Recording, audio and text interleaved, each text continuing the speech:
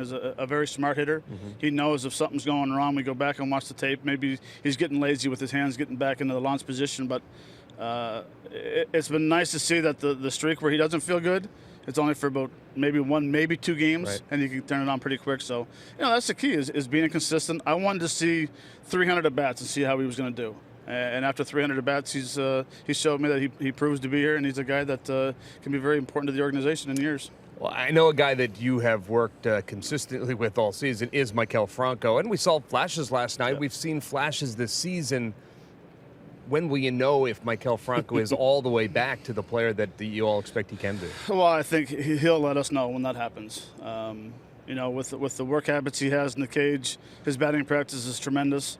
I still believe because he's 24 years old, he tries to do too much every time at bat. One thing last night we really talked about before the game was shorten his stride. If he has a shorter stride, all of a sudden now his hands stay above the baseball. He's quicker to the baseball, and it worked last night. I told him I'm going to be the biggest pain in your butt for the remainder of the year. I'm going to remind you every day about the stride, using your hands, and last night he used it. Now, it was great he had 4 hits. I want to see how he jumps back to today and see how he does today and tomorrow and the remainder of the year. So it's something we build off of because the man has got tremendous hands, bat speed, and like Schmidt said, he can be an MVP of this league. But to answer your question, Murph, it's when he decides in his mind that he has to go out and just stay within himself, that's when he'll lock it in.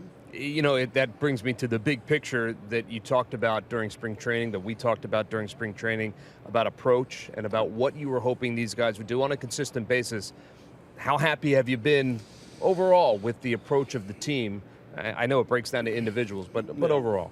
Well, I think in certain areas I'm very happy. Working the count, being patient, being a stubborn hitter.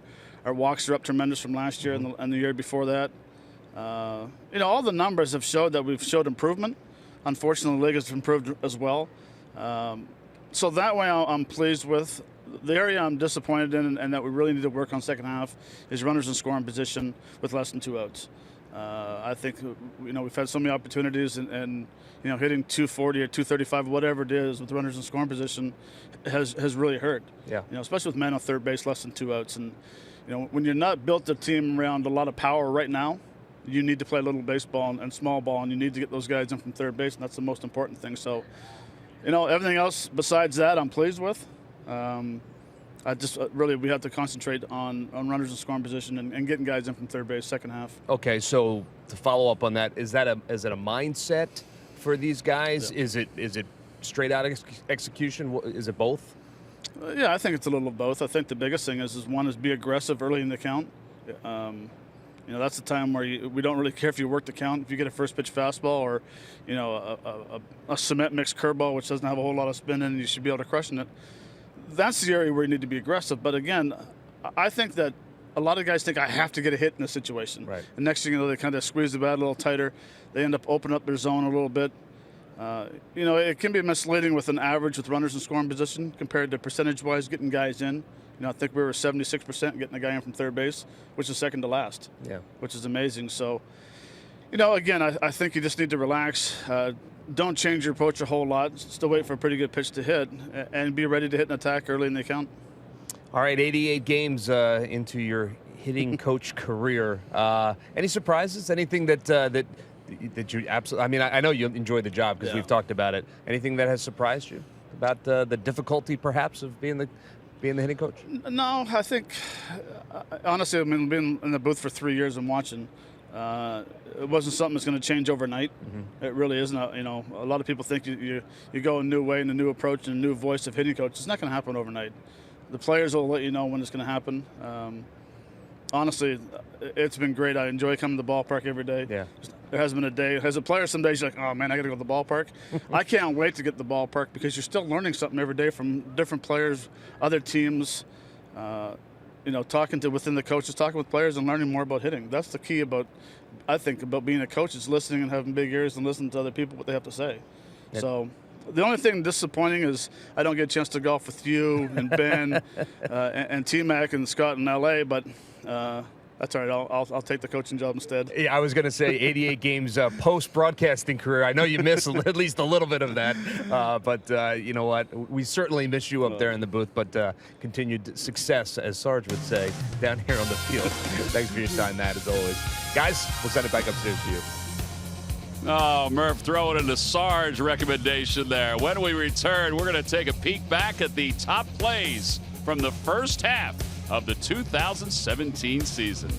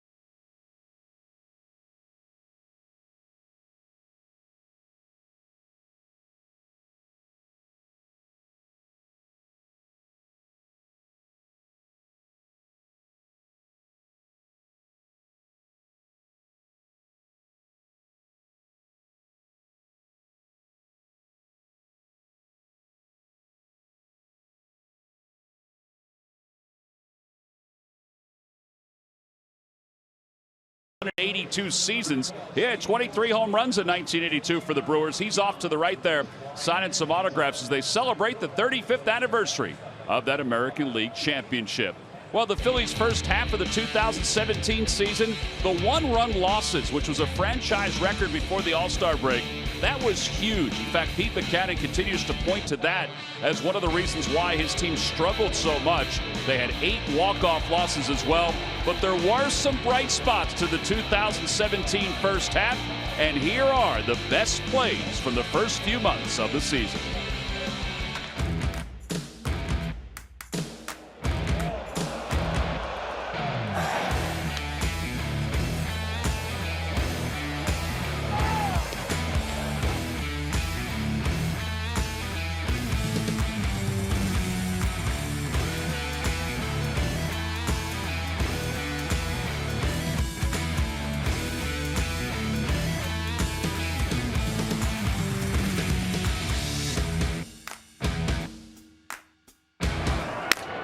Looper out toward left field. It's going to drop in front of Jason Worth, and the Phillies will walk it off as they walk off the series against the Washington Nationals.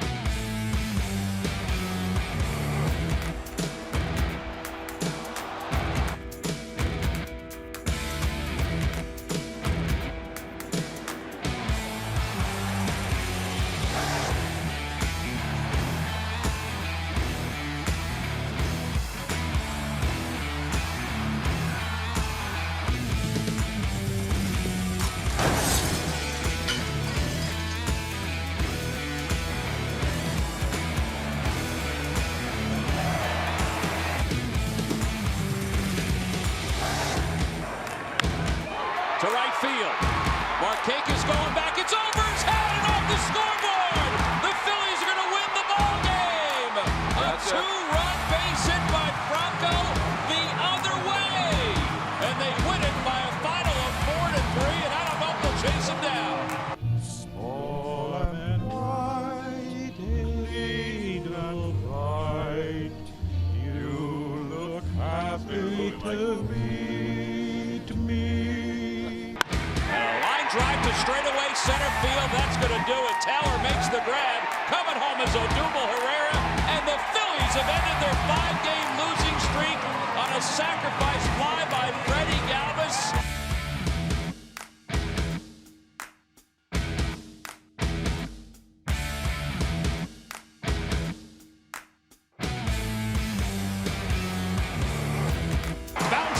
the fence and hangs on for the second out.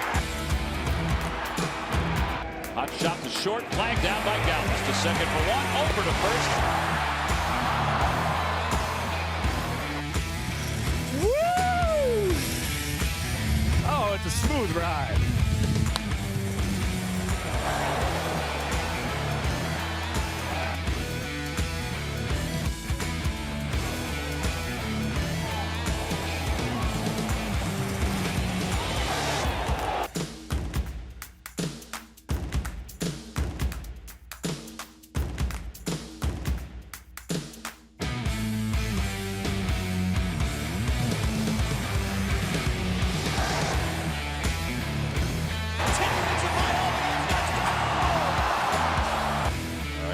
Joseph, the batter, and Tommy lines one into right center field, a base hit. Saunders around third, heading for home, and the ball is kicked by Blackman, and the Phillies have won a ball game.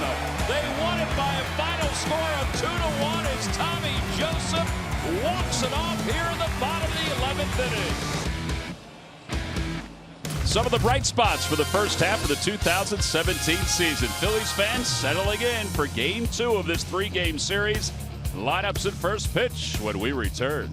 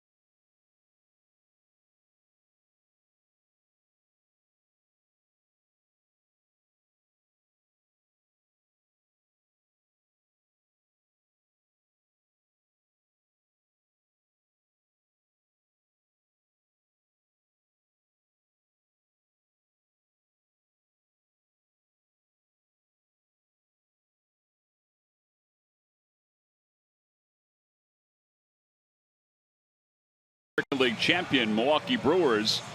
Pretty much the entire starting crew was here except for Paul Molitor, of course, who's managing the Minnesota Twins. Bob McClure chatting with Larry Heisel, the former Phil, just in front of home plate. Bob went out and was honored as well with the rest of his teammates. Robin Yount got the reception that you would expect. It's kind of the same reception that Schmitty gets when he comes back to Citizens Bank Park. He still looks like he can patrol either center field or shortstop. I mean, he looks like he's in great shape. We talked to him earlier today in Pete Buchanan's office, and Pete was marveling with just how thin he was and how in shape he was. Pete Vukovich came out as well. There's Bob McClure being introduced in front of the crowd, shaking hands with some of the former starters and relievers for the Milwaukee Brewers. Raleigh Fingers came out a few moments later. Fingers was such a huge acquisition by the Brewers from the Oakland Athletics. It sort of helped put them over the top because he not only won a Cy Young, he won an MVP award as well. Bud Selig, the former commissioner of baseball, former owner of the Milwaukee Brewers, chatting with Craig Counsell as we speak right now. Bud was introduced before the players were introduced. In fact, Bob Uecker was the master of ceremonies introducing Bud Selig. Bud's probably conferring with Craig Counsell about the fact that his team is 10 games over 500. It's the highest they've been above 500 here in 2017.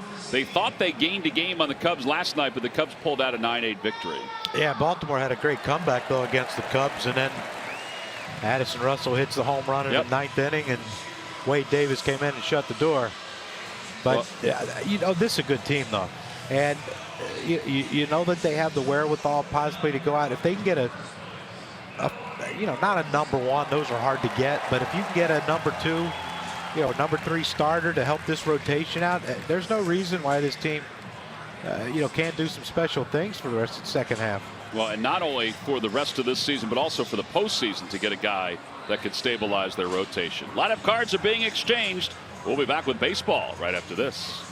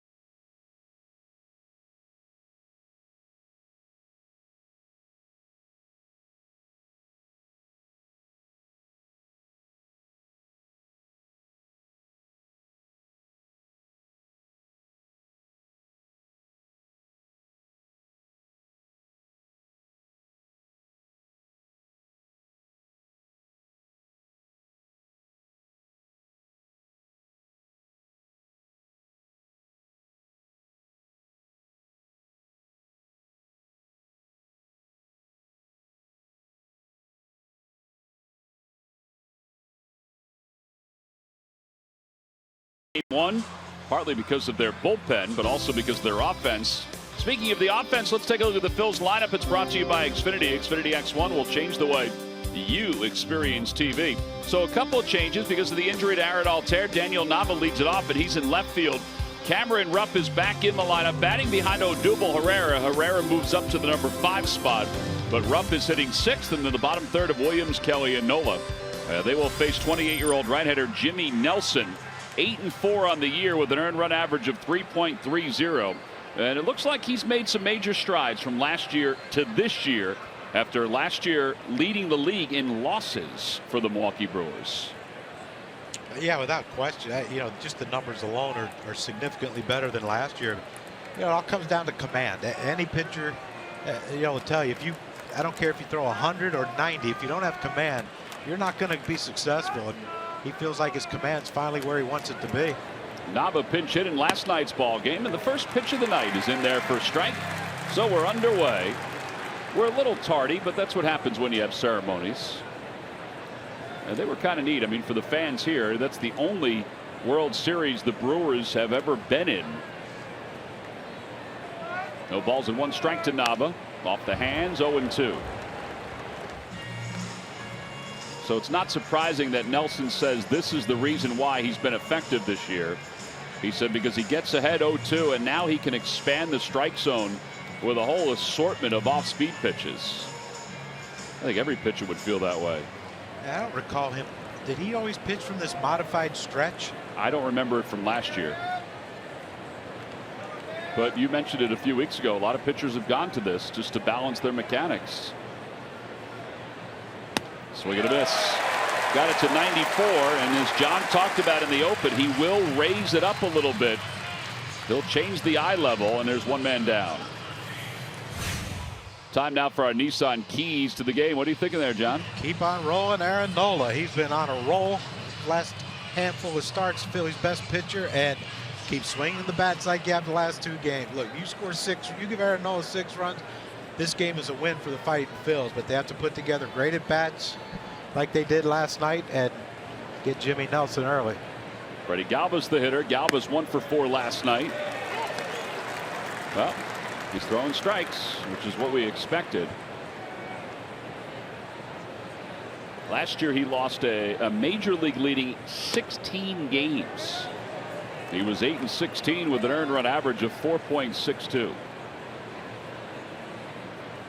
I would think that leaves a bad taste in your mouth when you got to go through the offseason thinking about it. Yeah, but you know, that's the strange. That's the crazy thing about the game of baseball is they had a pitcher last night, Davies, whose ERA is hovering around 5. Right. And he's 11-4 now, and his ERA last year was 4-something, almost a run better than what Davies is. But because the team's a better offensive team this year, he's reaping the benefits. Yep. Yeah. 3 balls and 1 strike to Galvis. We can always hope his command leaves him.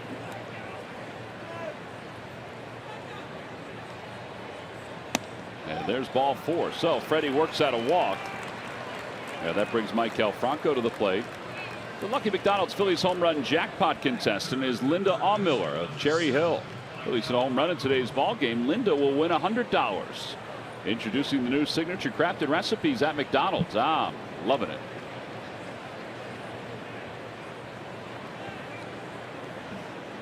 Here's Maikel Franco, who had 4 hits yesterday. He was 4 for 5 with a couple of RBIs.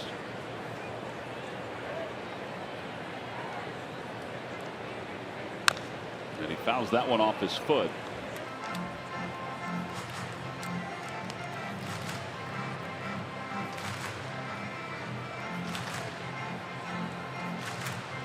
Jimmy Nelson is out of the University of Alabama. And you see the double playground outs that he's been able to roll this year. He was a teammate of Adam Morgan at Alabama. And a toss over to first, and Freddie Galvis is picked off. And he knew it.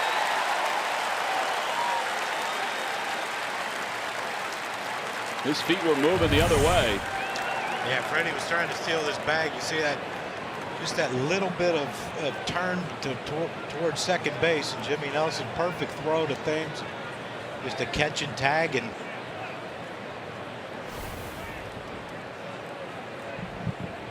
really what you needed at this point in the game with a guy that's been your hottest hitter lately. Now Pete Maccannon's team is second in the league in pickoffs, behind the Cardinals, who are still at the top of that list. 1 ball, 1 strike to Maikel Franco, and it's 2-1. Jimmy Nelson is 6'6", 250 pounds. Adam Morgan said that he was affectionately called Sasquatch when he was at Alabama.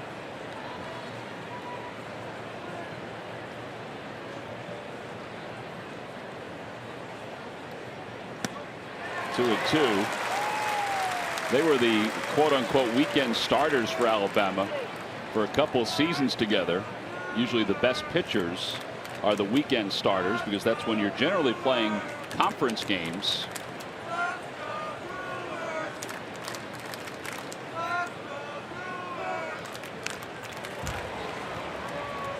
The ball may have gotten a piece of Kerwin Danley. Now that's been a storyline this year and during the career of Kerwin. He was hit in the mask by Cody Bellinger a couple weeks ago and had to leave a game. He's had 6 head injuries during his career. The first one coming in 2008 when he was hit straight on with a 98-mile-an-hour fastball. Catcher didn't get any leather. Nothing. And a strike 3 call. Little delayed call. 2 strikeouts for Nelson in the inning. No runs, no hits, nobody left. We move on to the bottom of the first, and Aaron Nola ready to go to work.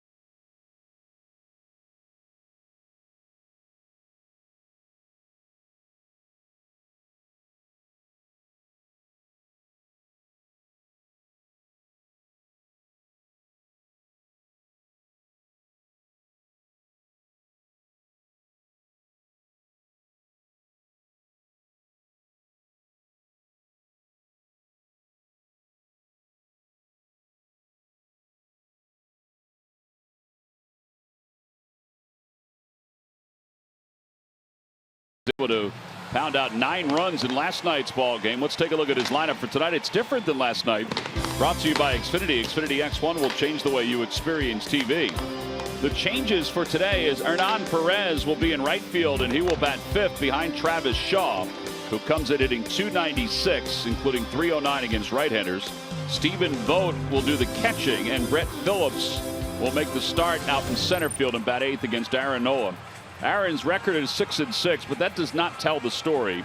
He has been rock solid for the Phillies over his last several starts. Yeah, he really has, and it's all about commanding his pitches, the velocity on his fastball, and he said he finally feels like he's worked out his mechanics from the start of the season till now, and we are seeing the benefits of that correction of the mechanics. Good numbers against the Brewers last year. He's 2-0 with an ERA of 0.69.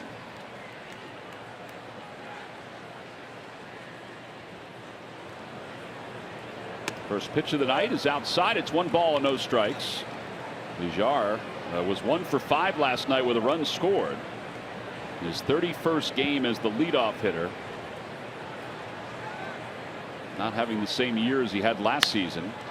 That one's out to left, and Nava got a good read on it, and 1 away. And Eric Thames is coming up.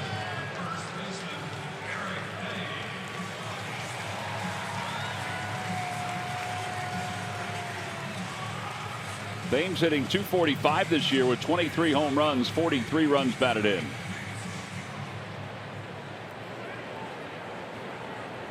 He was hitless in last night's ball game. Let's keep him there again today. He did have a walk, though, in front of the grand slam of Ryan Braun. He did.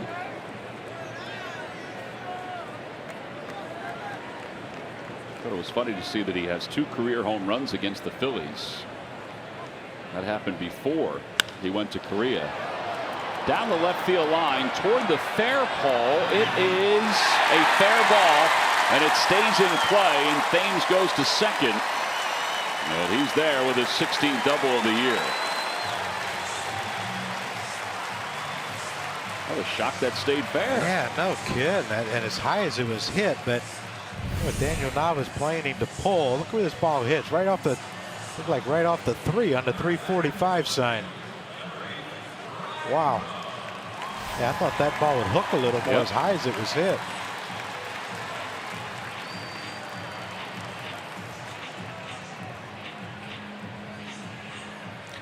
So much for expecting an 0 for 4 from Eric Thames.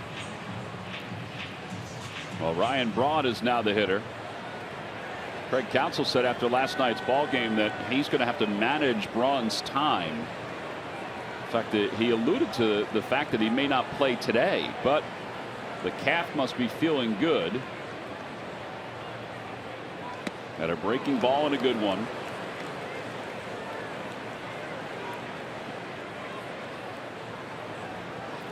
Well, that's the difference in first pitch breaking balls. That one was running away from him. The one that Nick Pivetta threw him last night for the grand slam was a hanger. And Craig Counsell said that he knew when he was going up to the plate that he was not going to wait at his second at bat because he struck out looking in his first one. But he kind of talked about, Counsell did, John, about what you said, that Pivetta left it hanging, and some guys, you know, will just spit on it. But if you're a really good hitter, if you see it coming, you can take care of it. Especially with less than 2 outs. I mean, that's, you know, you hit that ball anywhere close to the barrel, it's going to be a sac fly at worst. Outside, 1 ball, 1 strike.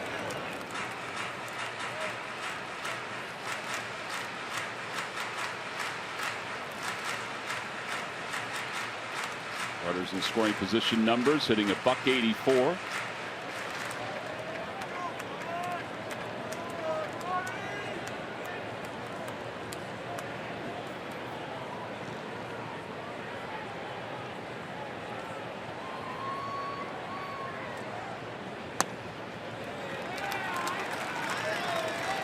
Two and one.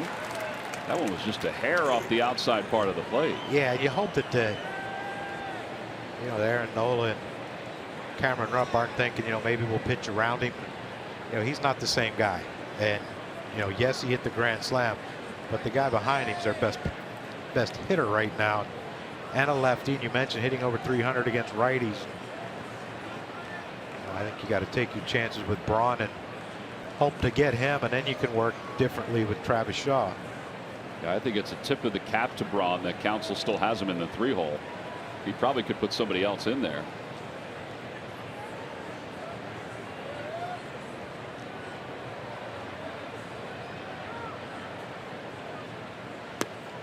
Low, ball 3. That was a changeup, a 2-1 changeup.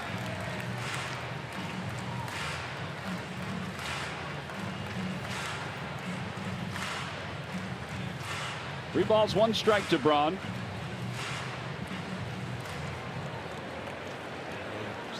First pitch strike was a breaking ball. You got to throw.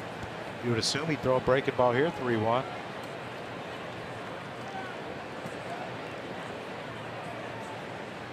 And a fastball in the outside corner, 3-2. I think Ryan Braun was thinking the same thing I was.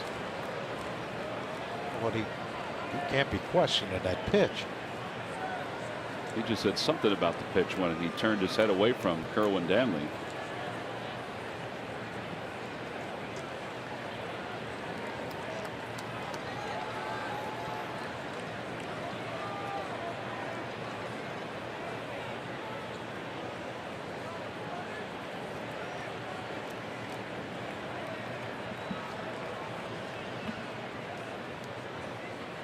Curved ball hit in the air left field. Playable for Nava. That's a shallow fly ball. And there are 2 outs. Well, last night the Toyota turning point came off the bat of Ryan Braun, his grand slam. Yeah, first pitch after walking Eric Thames in the first pitch, a hanging breaking ball. Yeah, we keep talking about it. A lot of young hitters would let that go because it's, you know, not a strike or not a good pitch to hit. That's a real good pitch to hit.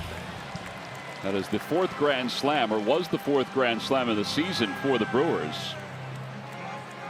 And it moved Ryan Braun into sole possession of the top spot in franchise history for grand slams.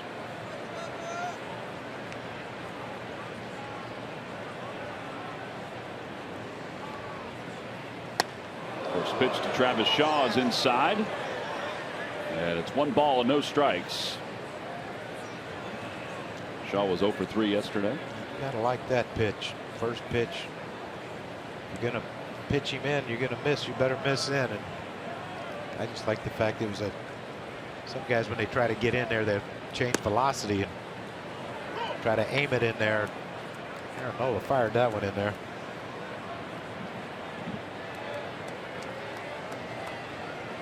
'65 runs batted in for Travis Shaw.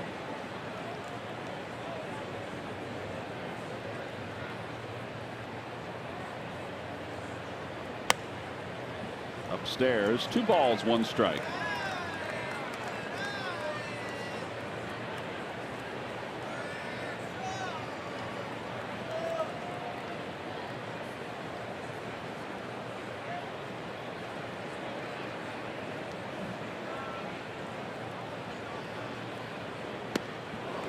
Well, he does have good bite on that curveball.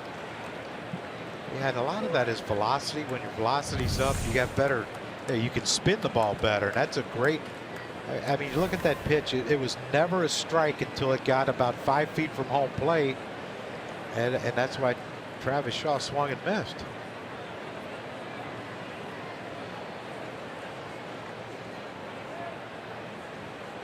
Got him again with it. He slowed it up even more. First strikeout for Aaron Nola. No runs, 1 hit, and 1 man left in scoring position. We will move on to the 2nd.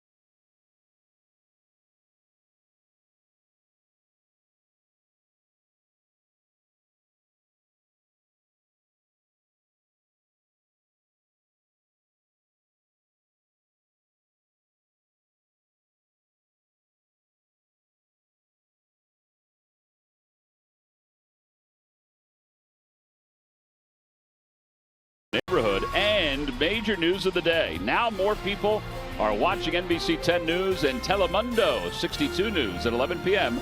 than any other late news. See why Monday at 11.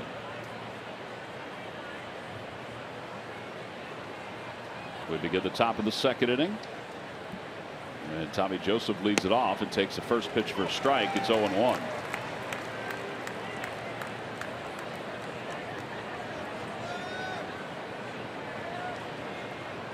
Tommy Joseph 0 for his last 8. And it's 0-2. Hitting .248 with 15 home runs and 43 runs batted in.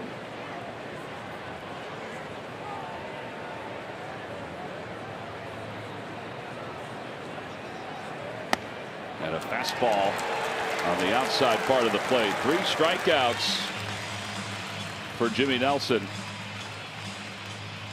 And away here in the top of the second. Pitch cast presented by Mazda. Well, maybe a hair off the plate. It's a big zone. Particularly the outside part. Yeah, it's. But you know, that's the thing as a hitter, you have to understand that. You have to sell out. Okay, if he's going to, here's a, if he's going to give him a pitch a couple inches off away, he can't give you a couple pitches off in. Odubel swings at a breaking ball. I think he was thinking he was getting a fastball there. That's why you're allowed to take. You know, you don't have to swing at it first pitch if you don't want to. It's a great concept. Wow. It'll get you by. 0-2. What about the second pitch? Don't think he was looking for that one either. I think he needs some of your Tony Gwynn advice. Yep, you keep swinging it blank, you're going to keep getting blank. What Nelson has done since the 25th of May. Corey Kluber certainly has figured things out again for the Indians. I'm sure blank's coming here too. Might be. Oh no. Well, he did throw it out of the zone. Show me. Show me 96. Now you go back to.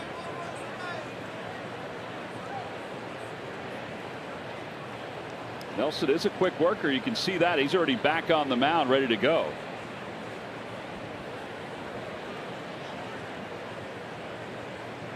One ball and 2 strikes to Odubel. And he says it hit him. Kerwin Danley's not peeking or buying it. Larry Bowa's going to the phone. Kerwin saying no.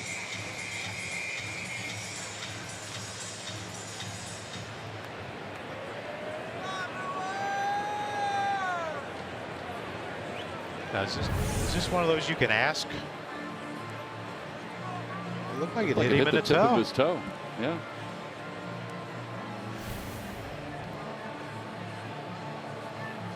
Larry Bowa is on the phone. You can ask for this to be reviewed. And Bowa's saying no, it did not hit him. It did look like it hit the toe, didn't it? I don't know. I mean, that thing took a hard right turn. I don't know what it could have hit that it. Yeah, there's no way that thing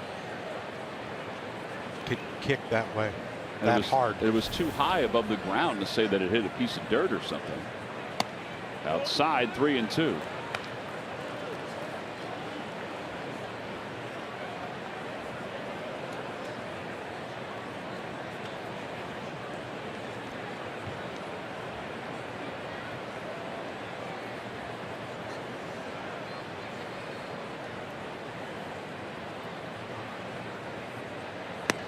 On the outside corner, strike 3 called. 4 strikeouts for Nelson. Cameron Rupp is coming up, getting a chance to start today, Murph, and the hope is that he can build on what he did this past Sunday. Yeah, that is the hope. You know, 4 for 10 on the last homestand was Cameron Rupp, 8 for his last 22. So signs that maybe he is starting to come out of this slump that he has been in most of the season, playing in his 52nd game today. Had a chance to talk to Matt Stairs before the game. One of the topics we talked about was Cameron Rupp, and he said, you know, they have talked an awful lot about Cameron getting up to the plate and just being ready to hit. He said it sounds very simple, but being ready to hit, looking for the pitch that you want to hit and being aggressive. He said early this season we've seen a lot of Cameron Rupp getting up there and getting a first pitch fastball right down the middle and not pulling the trigger on it. He wants to see him be a little bit more aggressive, be ready when he gets up there to swing the bat and to forget about everything else. He thinks that maybe Cameron's bringing to the plate a lot of the other stuff that surrounds him in the game of baseball, whether it be his play behind the plate or what have you. So he said, just get up there and do your thing. And you know, a couple weeks ago, Cameron and I were talking about offense for him, and he said when Cameron starts thinking that's not good, he said I just need to go up there and get, you know, use my athletic ability and get ready to hit. So that's what they're hoping he'll do. And you know, as I said, the numbers suggest that maybe he's starting to come out of the slump. The Phillies hope that, you know, that he could produce power-wise like he did last year. Such a big boost for them to reach that home run total. 1 ball and 2 strikes to Rupp. Opposite way. Does it stay fair? And it does. And it goes down to the corner. And Ruff's on his way to second. And he'll get there. Perez looked like he had a little trouble getting that out of the corner. So that's the 9th double of the year for Cameron Ruff. Yeah, Nelson got it. We told him he will challenge up once he gets ahead in the count. He got that 1-2 pitch, but Cameron, it didn't get it. Nelson didn't get it up high enough, and Cameron got on top of it really well. Inside out swing to right field. Hey, 2-out hit. Why not? It's a shame that the ball that looked like it hit Herrera's foot didn't produce a hit by pitch, because he probably would have scored. Off the hands, fouled away by Nick Williams. He had a tough night last night after the sac fly his first time up. Struck out 4 times. And a lot of it's the elevated fastball. He's got an uppercut swing, and you know, the last day game we did with Schmitty said, you know, you gotta get down on, swing down on that pitch up, or else even if you hit it, you're going to hit it straight up in the air.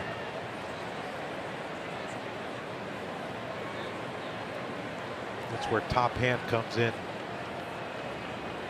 with the high pitch.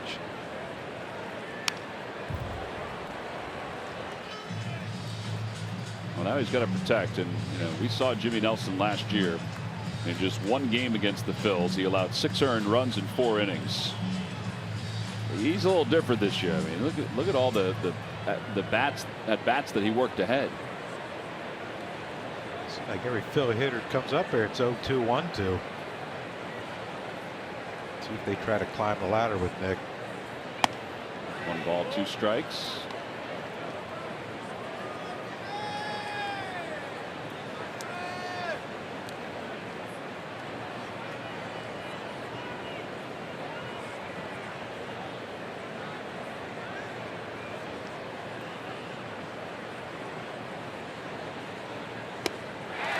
Down swinging, 5 strikeouts for Nelson. The Phils leave 1 in scoring position. We'll move to the bottom of the 2nd. It's the Phillies nothing and the Brewers nothing.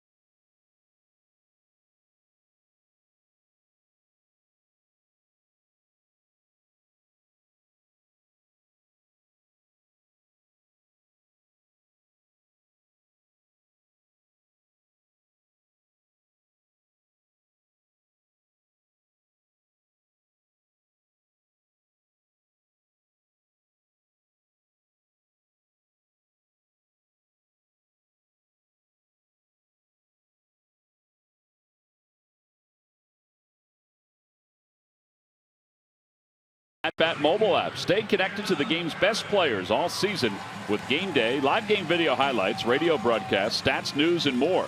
Download MLB.com At today. It's your #1 app for live baseball.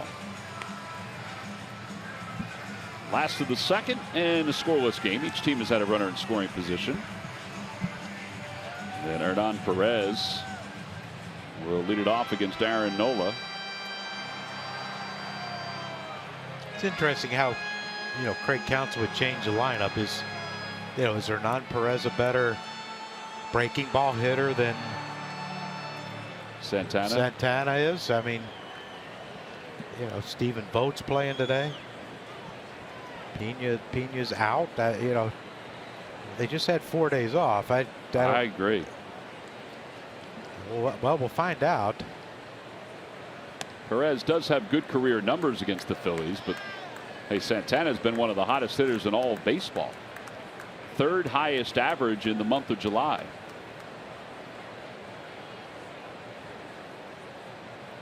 Fastball, and it's 1 ball, 1 strike to Perez.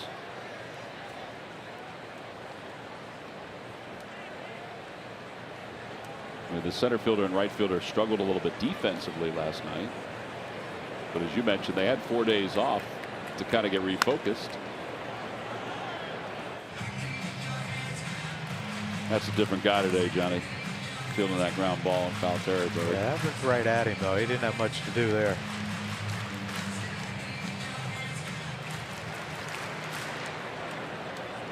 He's mixing logos. He's a little confused.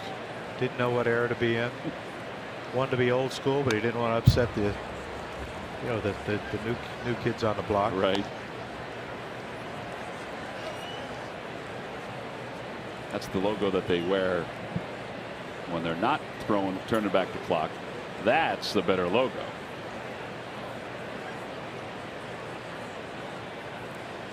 One ball, 2 strikes to Perez. And upstairs, 2-2. See Nola snap that ball back. I don't think he thinks he's as sharp as he's been with some of his pitches.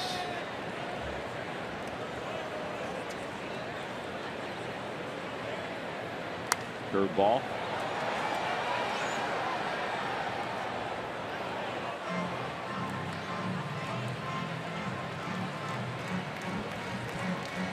Well, if you're not sharp with your pitches, this lineup over here is going to let you know. Yeah, they are on pace to shatter their franchise record for home runs. Kind of alluded to that last night. They have 140. And a strike 3 called.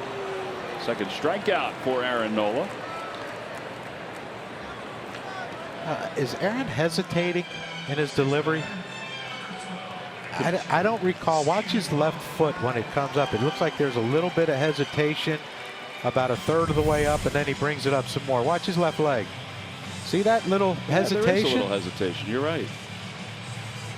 Now the good thing is he's doing it with both his fastball and his breaking ball.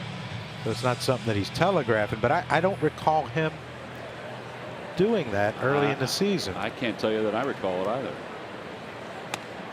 It's like there's a little delay when he takes a step back to move it forward. There's a little delay, and then he comes up and throws. Maybe it gets him in a better balance. There's a changeup, 1-1. That's the pitch that he's really worked on. The 2-seamer has improved. Here's the strikeout pitch. It's a little smoother there. But the changeup, Bob McClure told us after his last start, Bob has talked a lot about Zach Greinke because he was the pitching coach when Greinke came up with the changeup, which became such a devastating pitch for him to offset his fastball. He said Nola has adapted to the changeup as well as Greinke did the year that they picked it up. And he said that the sky is the limit for that pitch. And he said couple it with the 2-seamer, so now he has 4 pitches instead of being a 2-pitch pitcher. Yeah, I remember facing Mark Portugal. Mark Portugal had a great changeup, and he would throw it to me on more than half the time because he knew I couldn't hit it, which is kind of smart on his part. But I remember being up in the tunnel just breaking things and throwing things. Johnny Padres is laughing. I'd say I can't hit this changeup. I can't pick it up out of his hand. And Johnny Padres laughing. I said, "What are you laughing at?" He said, "I taught him that."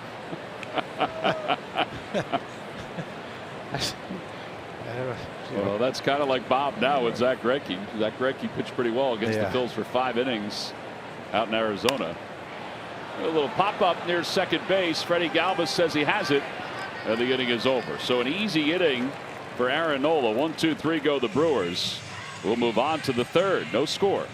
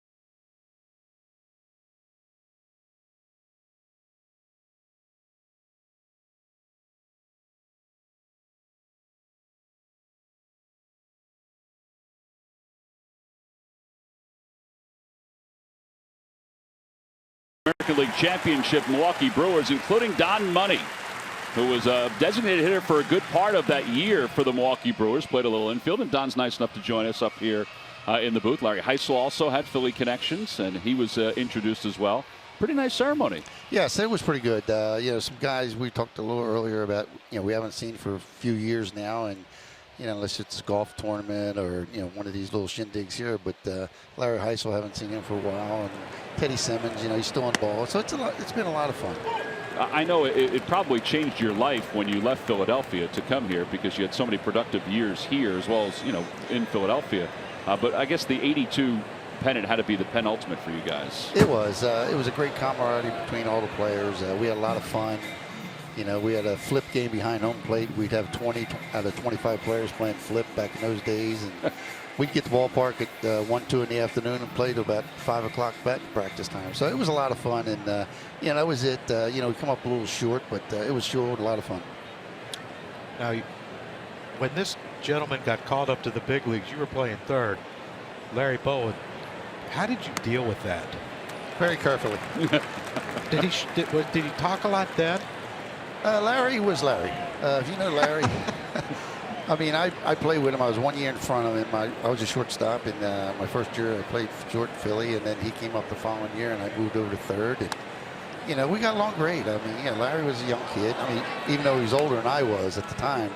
But Larry, you know, he grew into it. You know, just like I played besides Robin Yount. He came up when he was 18. Wow. You know, there's a big difference. And, you know, playing with Larry and Greg and, you know, Smitty a little bit, it was a lot of fun there, too. Bull's here. Have you seen him? I have not seen. I know he's here, but I have not seen him. They said he's down by third base someplace.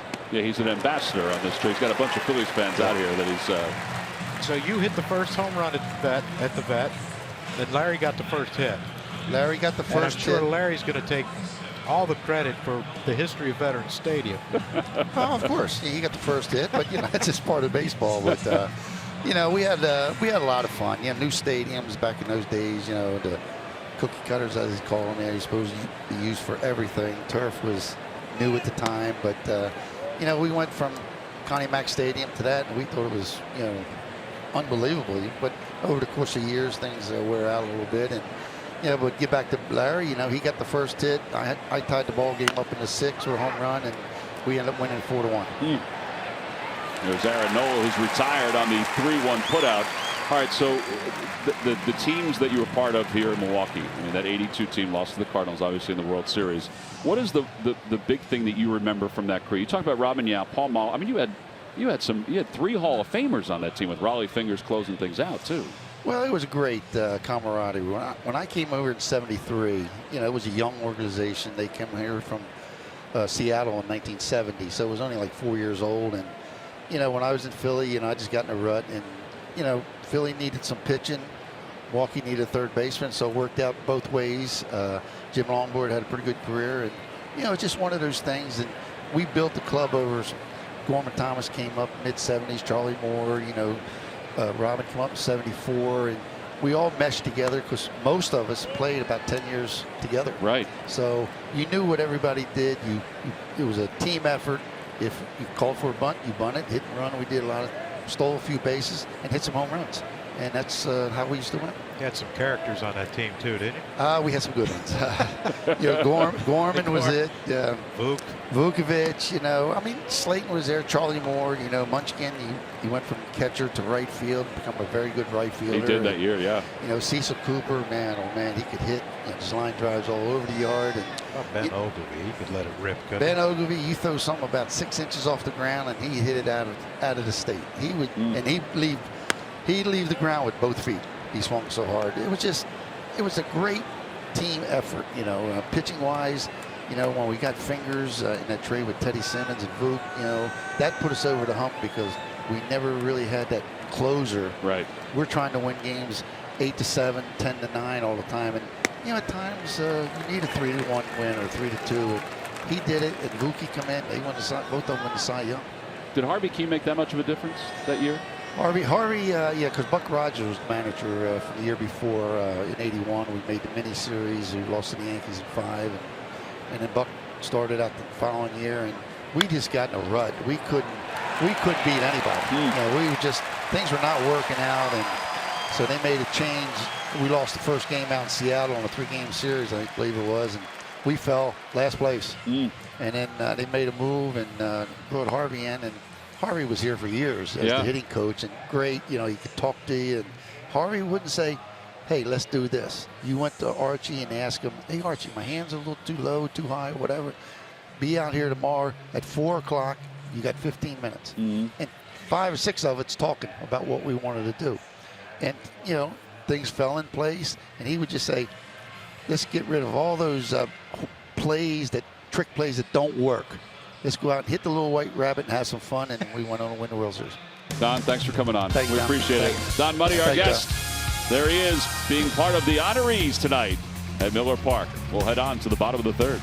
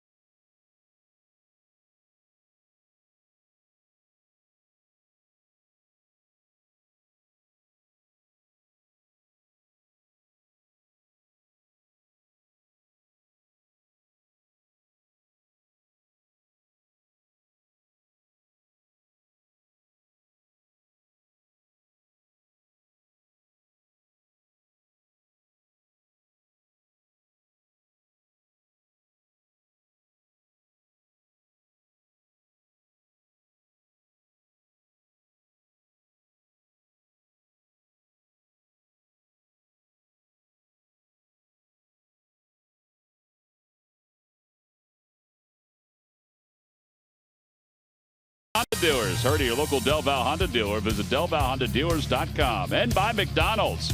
Introducing the new signature crafted recipes at McDonald's. I'm loving it. We go on to the bottom of the 3rd inning here at Miller Park. Scoreless ball game.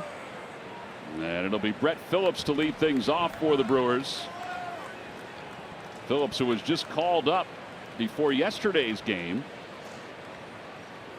And the first pitch from Nola is up high, 1-0. That's an interesting thing too. A guy gets called up before yesterday's game, and the second game after a 4-day break for the All-Star break, he'd get a start.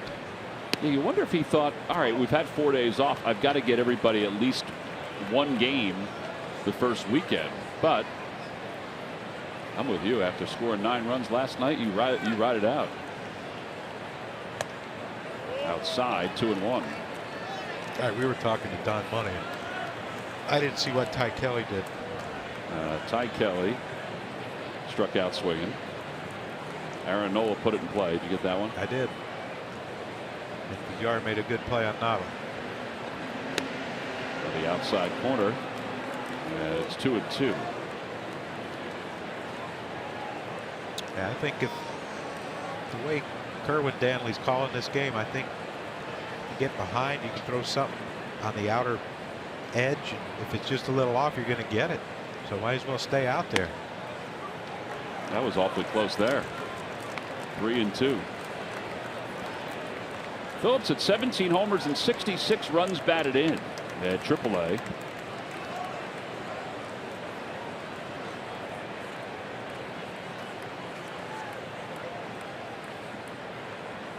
Swing and a miss. 3 strikeouts for Nola. Time now for our Jeep Stuff the Fans trivia question. Log on to Phillies.com. Go to the fans section for all the information. And please submit your answer on the subject line. All right, Johnny, who led the 82 Brewers in home runs? Who led the 82 Brewers in home runs? I think I got that one. Feel good about it? I feel pretty confident.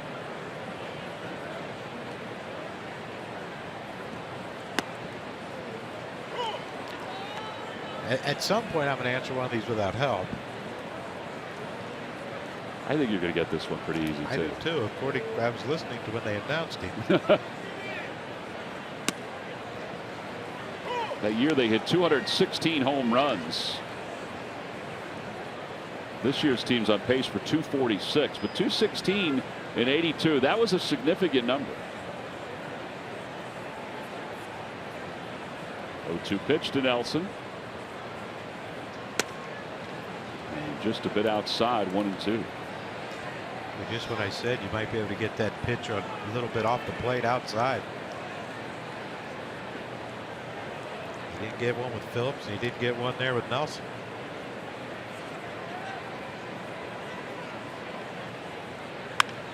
Line drive caught by Freddie Galvis.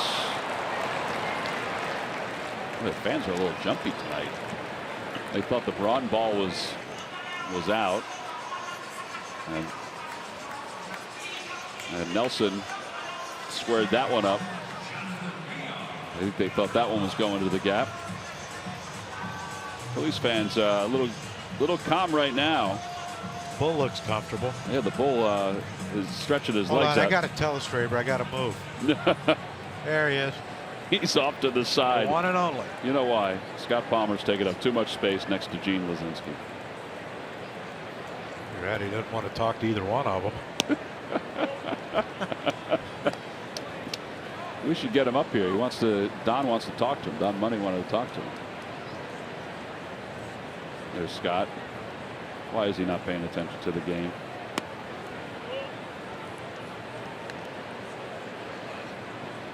Two balls and no strikes. Bull didn't look comfortable in that seat, He did not. I worry about him. He's had some back issues. He's wearing his comfortable shorts, though. Stretching.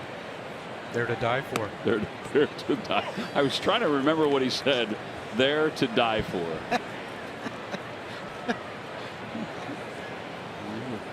Murph, what did you say? You would never thought those were the words you'd hear come out of Greg Lozinski's mouth? There to die for. Swing and a miss. Apparently Murph went AWOL on us.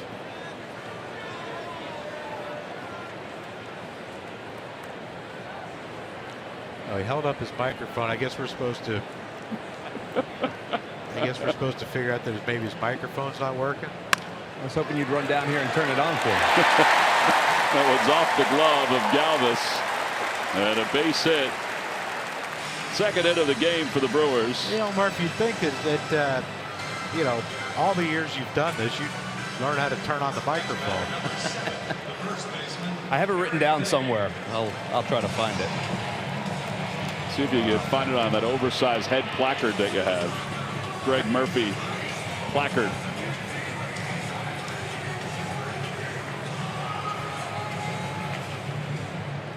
Eric Thames doubled his first time up off the wall and left.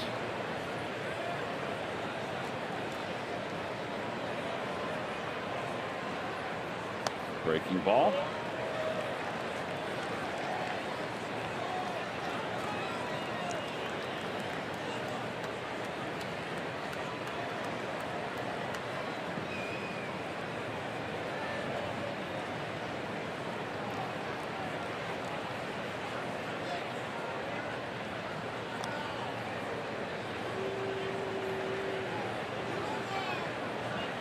Thames making the transition back to the States after 3 years in Korea, where he played for the NC Dinos.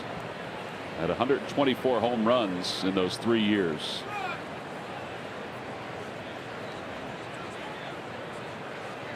Surprising. 124 in 3 years.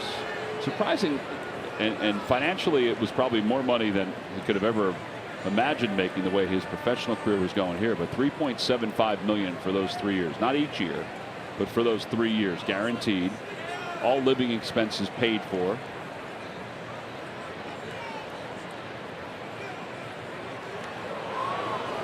They got him leaning.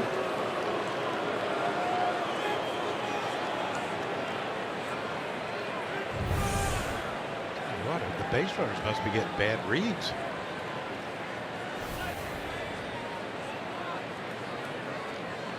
It's jumpy out there.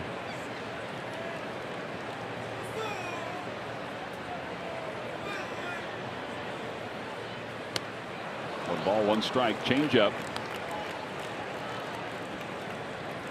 Thames has 23 home runs, his 9th in all of Major League Baseball. Aaron Judge leads the way with 30. George Springer has 27. Leadoff hitter. Yeah, that's right. Ground ball to second. Ty Kelly has it. No runs, 1 hit, and 1 man left. We played our first 3. Not the same kind of offense that we had last night, which is putting Bull to sleep.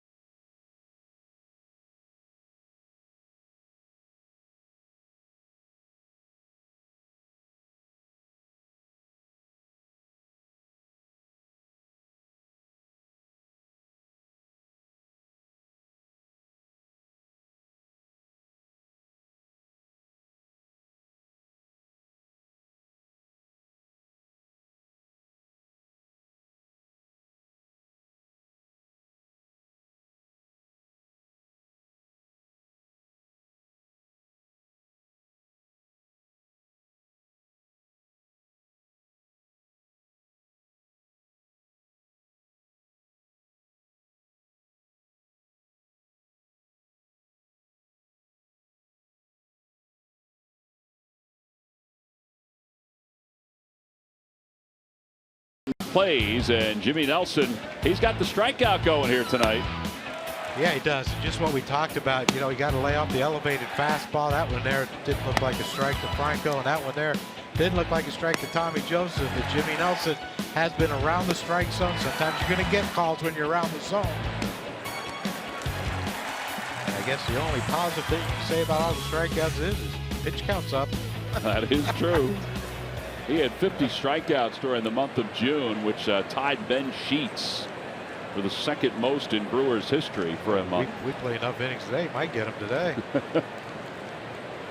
3 innings, 1 hit, 6 strikeouts. We begin the 4th with Freddie Galvis. See where in the car when Scott Fransky was talking about that 21 inning. Oh yeah. And a kid struck out 8 times. 8 times. He doubled up the Golden Sombrero. Oh, it's back to our left. Ooh, it's a hot potato. 8 times in a game. Wow. I thought, why didn't he try to bunt once just to. Well, maybe he did. Maybe he struck out bunting. I was telling Bo and Mickey, Sammy down there in the coach's room, and they couldn't believe it was. They thought it was like a doubleheader, maybe. I said, no, it was 1 game. It was just a long game. How much do you think he's going to go look it up after the game if he hasn't already? That's what I meant to ask Mickey and them. Why do all the coaches wear watches? It's all part of their retired attire. Galvis goes down looking. 7 strikeouts now for Nelson. That'll bring Maikel Franco to the plate. Time now for our Geico quote of the day. Pete on Maikel. We've seen it before. He had 4 hits in Boston. It looked like he had it figured out. The true test is 3 or 4 days. And I hope so. Well, that is true. Yeah. Mike Franco wants to get numbers up where somewhere close to where we thought they would be. He has to have a whole second half of this consistent approach.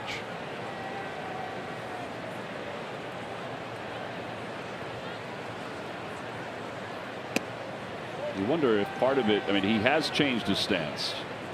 You know, he's more straight up and down, and there's not as much movement. Bat's in a little different spot. You wonder if, you know, I know we're kind of looking into it, but you hope that the adjustments, the muscle memory is starting to take effect a little bit. That's the one.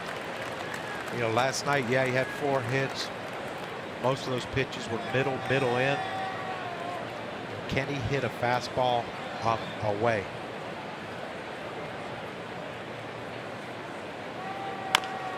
Over to third base, waiting for it is Shaw. Plenty of time.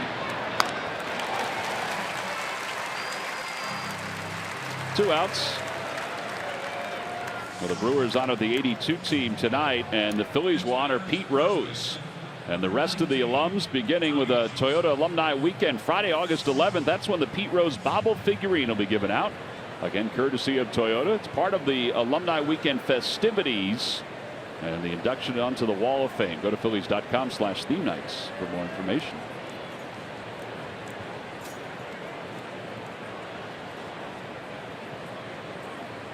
Tommy Joseph will lead it off. Tommy hits one to the air to left field. Playable for Ryan Braun. And an easy inning for Nelson. Phillies go down 1-2-3. 7 in a row retired by the Brewers righty. And that'll take us to the bottom of the 4th.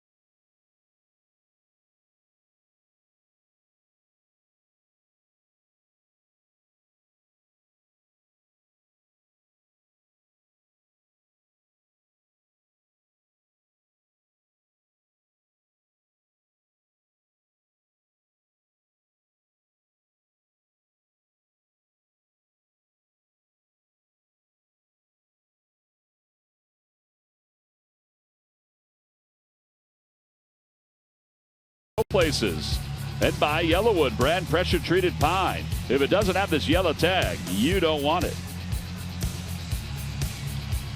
Bottom of the 4th inning, a scoreless game. How do people know what we're saying up here when they're in the stands? I don't know why. I just got a text from Mr. Lazinski. Well, somebody must be telling them. They're not supposed to inform them of this kind of stuff. And what did he say? He said the seats are tight. And with all the strikeouts, the Phils are hard to watch. Well, he probably is right. The seats are probably a little tight. And there have been a lot of strikeouts. So I know I'd probably use that excuse that the seats are too tight. Yeah. Well, yeah, can't be us. No. What do you say after this road trip? We died. After the road trip? After this road trip. I'm in. Yeah, we got to. Bouncer foul. I think I've lost about 2,000 pounds in my life, so what's another 50? I hear you. No balls and 1 strike to Ryan Braun, who flied out to left field his first time up.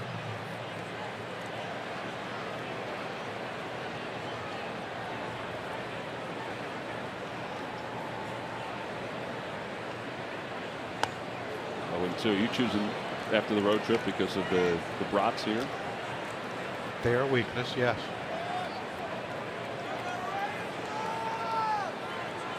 Nothing really good at the ballpark in Miami. Yeah, we'll probably start there. But they do have ice cream. Yes, they do. And there's a base hit to the right side for Braun. That's the third hit of the day for the Brewers. And Travis Shaw's coming up. 1982 Brewers were 95-67. They won the American League East. Harvey Keene was the manager. You heard Don Money talk about him taking over for Buck Rogers. Pete Vukovich won the Cy Young Award, and Robin Yount was the MVP. It was a great year. Vuk was in the clubhouse today, and he and Bob McClure were funny together. And you know, Robin Yount has been very opinionated, Murph, about the comparisons between the '82 team and this year's team for Milwaukee. You're right about that, Tom. You know, all of these guys that are back have been asked about this team and watching this team play. As that one will stay in the park. And, you know, there are some comparisons when you take a look at it. Robin Yount was saying, you know, you look at our team back in 1982 and you look at this 2017 team, and it's, you know, pretty potent offenses. The team in '82, of course, was first in home runs, first in total runs. They were first in runs scored as well. Batting average, they were second. You look at the team here in 2017, as you mentioned, Tom, first in home runs. They are second in slugging, second in total bases in the National League as well. So there are some similarities. And Cecil Cooper was asked about the similarities of the two teams, and he said, you know what I've noticed? He said they have great chemistry, and he said we absolutely had great chemistry back in '82, and that's a big part of it. And they play together, they pick each other up, and that's what championship teams do. So he said there's no reason why this team can't continue to do what they're doing and maybe be there in the mix at the end, guys. 185-pound Cecil Cooper. Isn't that what Don Money said? He's 185 pounds. There's Don. Yeah, they did hit some home runs that year. That's why they were called Harvey's wall bangers. Yeah, but you know what? When, you know, just watching them play, they played the game right. They ran the bases well. Held each other accountable. Yeah. Raleigh Fingers was a huge part of their success. He's a beauty. Raleigh and Pete Vukovich, oh, they're interesting gentlemen to have a conversation with. Pete McCadden had Pete Vukovich tell the story today about how he, back in '81, maybe it was '82, he wrestled Bob McClure to the carpet in the clubhouse and rubbed his face in the carpet. And Pete McCadden said, "Why'd you do that?" He said, "Because he wasn't pitching good." Can you imagine that now? Ugh. Be on Instagram, Snapchat, or whatever that stuff is. Ball's popped up behind home plate. It'll find the seats. It's 0-2 to Perez. Here's Vuk coming out. Working for the Arizona Diamondbacks now. He's a big man. He was a big man in Major League, too. He was a hitter. Hitter and a first baseman.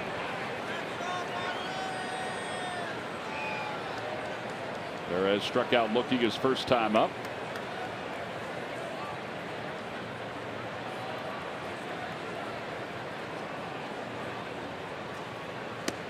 Outside, 1-2 to Perez. Yeah, we see Pete every once in a while on our travels, scouting. He is funny. Always has a joke that can't be told on television. He was starting to tell one today to Pete McCadden. He got interrupted.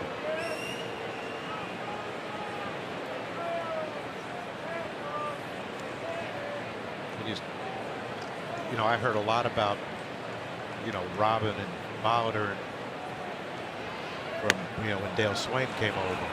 Dale came up and played with a lot of those guys. Can you imagine, though, Don Money, I mean, having an 18-year-old as your shortstop next to you? There's Robin Yount. Yeah, well, we talked about it yesterday. Doesn't he race? I thought he raced cars for a while, and you know, I know there was one time, I guess he was in a contract thing, and he said he might quit and go play golf. Made a smooth transition from shortstop to center field. MVP, right, at both positions. That's right. Off the hands to Vogt, and that sneaks into right center field for a base hit. Braun stops at second. Yeah, that puts runners on first and second with 2 men down.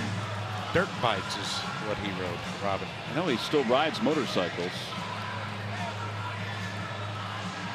You see Bob McClure. Bob rides and he's talking about it. Good place for it, I guess, huh?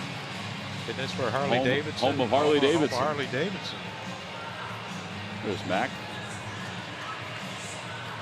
After getting to know Mac over the last couple of years, it seems like he would have fit in with that 82 Brewers team. Yeah. Well, here's Arcia. Arcia popped out to shortstop his first time up. First time in this game that the Brewers have a couple of base runners on, but there are 2 outs.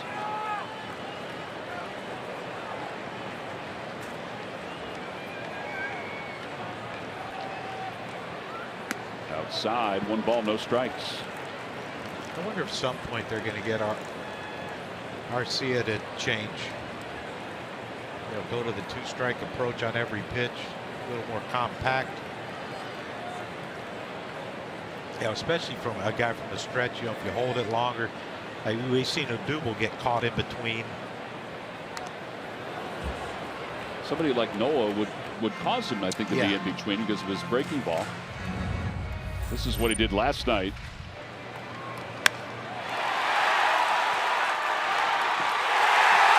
Ball jumped. Yeah, I mean, how much further do you need to hit it? How much more distance do you get, with this approach before 2 strikes? Where he hangs that leg and.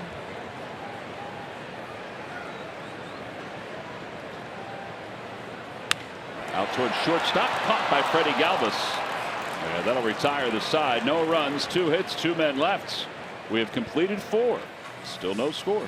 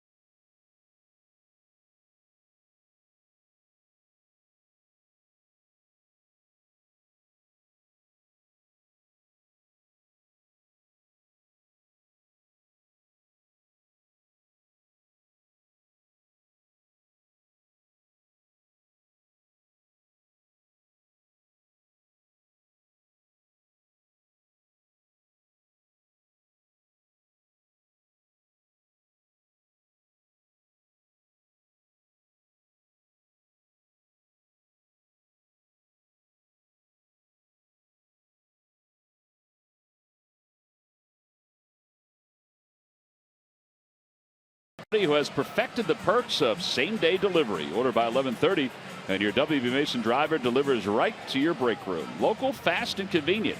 Who but WB Mason? Top of the 5th inning. Beautiful night for baseball here in Milwaukee. Day game tomorrow, and then the Phillies are off to Miami.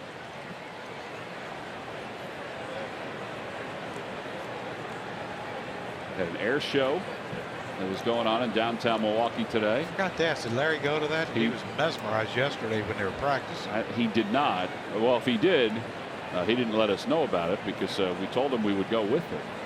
But he may have wanted to be mesmerized on his own. But there were a lot of folks down by the water getting a chance to watch it. Plus, it was the Bastille Day celebration here in Milwaukee. A lot of people came in for that.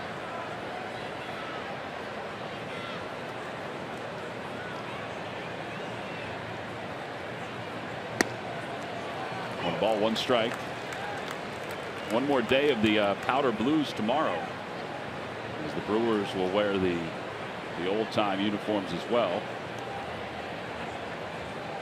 Powder blue uniform was first introduced in 1968 by the Chicago White Sox. And then the Expos followed suit the next year. And the Phillies eventually started wearing the powder blue with a zip up in 1973. Bull said he liked him better than Button. Did he really? Yeah, that's what he told us today. I would think it would be bothersome when you slide head first. Well, that's what he said. He said, you know, it's easier.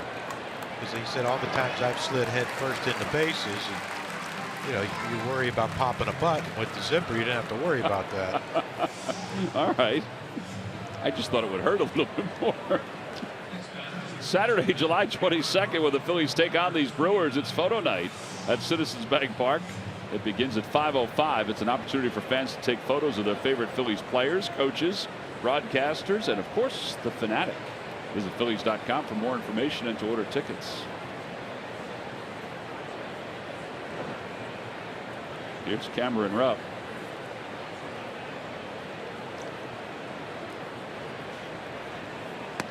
Got a breaking ball. Cameron's our offense tonight so far. He has the 1 hit, the double down the right field line.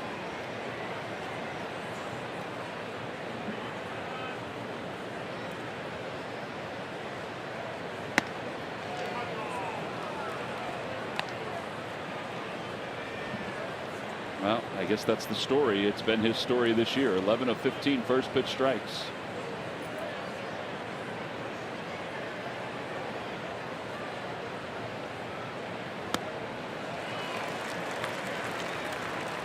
Ball, 2 strikes.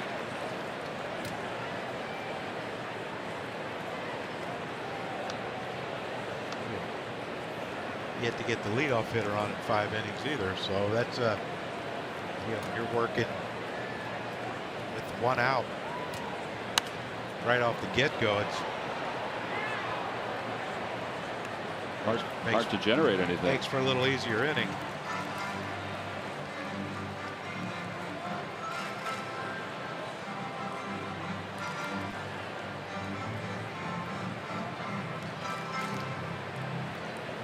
That Aaron Nola had more stressful pitches with the 1 out double by Thames in the first and last inning with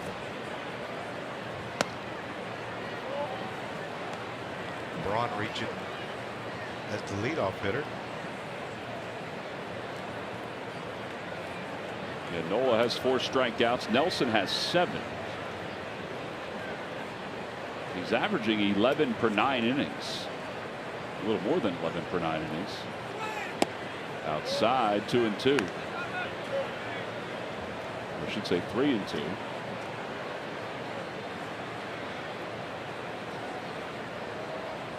So that's what it is. People are watching a game in Philly and they're texting Bull. Yep. He's got people looking out for him. I wonder if it's that Paul Muller. Could be. That'd be a good choice. Could be a family member. I don't know if they like Bull. Paul likes Bull. Paul likes Bull, yes, yeah. he does. Looking at his phone right now. Yeah, big guy, we're talking about you. Hi, Greg.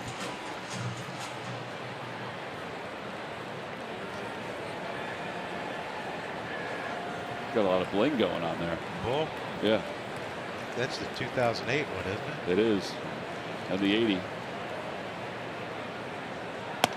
Ball 4. Cameron Rupp draws the 1-out walk. Monday morning, wake up with NBC 10 News today with Tracy, Vi, Bill, and Jessica. News, weather, and traffic to get you and your family up and out the door. Weekdays, 4:30 to 7 a.m. Count on it.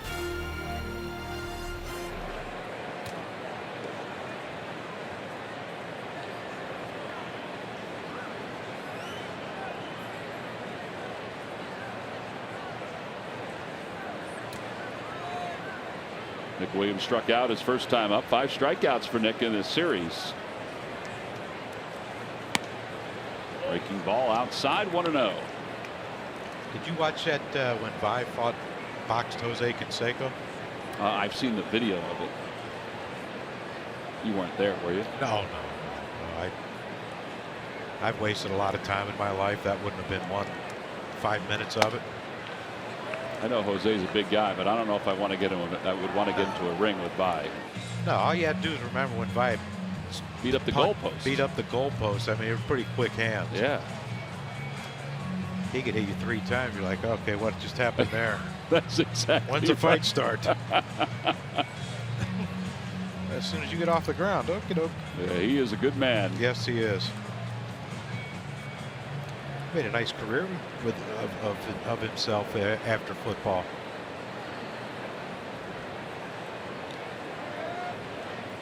To 2-0 to Nick Williams.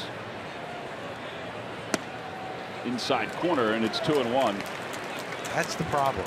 I don't think he recognizes the inside pitch. I don't know.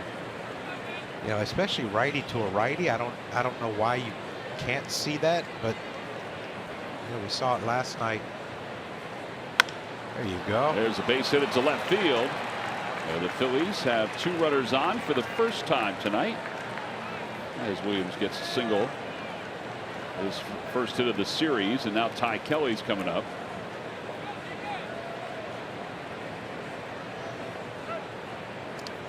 Sure, I'll get another text from Bull here in a minute.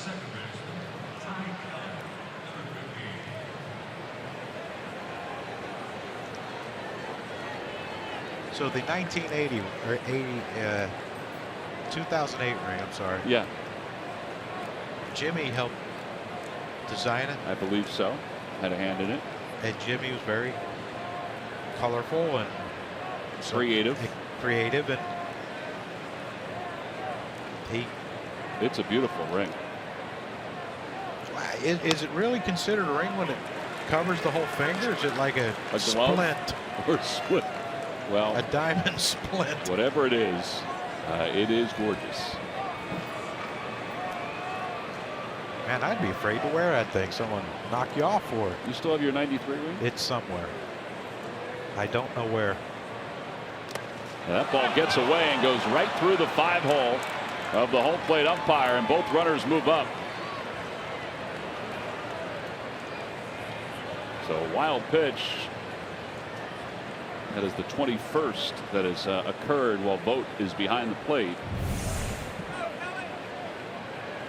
I think Stephen Vogt wanted a backdoor breaking ball, and Nelson pulled it, and he couldn't get over there in time to get it. A base hit by Ty Kelly, who was 0 for his last 11. And with Cameron Rupp not being a speedy runner, but he needs to get off. You know, you need to be off as far as the third baseman's allowing you, because you know he's going on contact with the pitcher up next.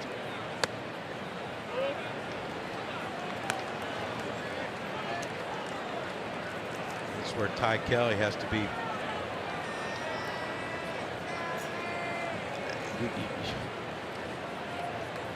Patiently aggressive.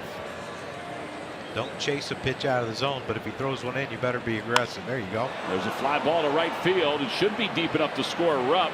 Perez has it. His throw goes towards second. It'll be a sacrifice fly, and the Phils take a 1-0 lead. 9 RBIs now for Ty Kelly in a limited role, as Nick Williams goes over to third. Yeah, that's what you look for. You know, a pitch up, you can get, all you have to do is put some wood on it, and you're going to get it in the air. You know how well the ball carries here.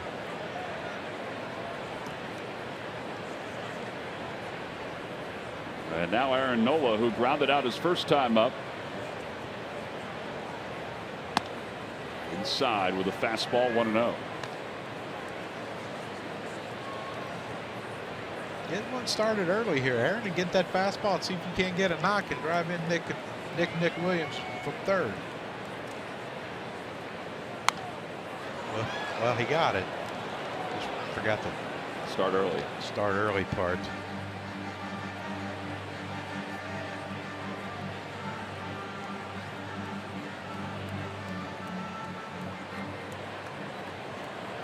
One for 26 for Aaron Nola so far.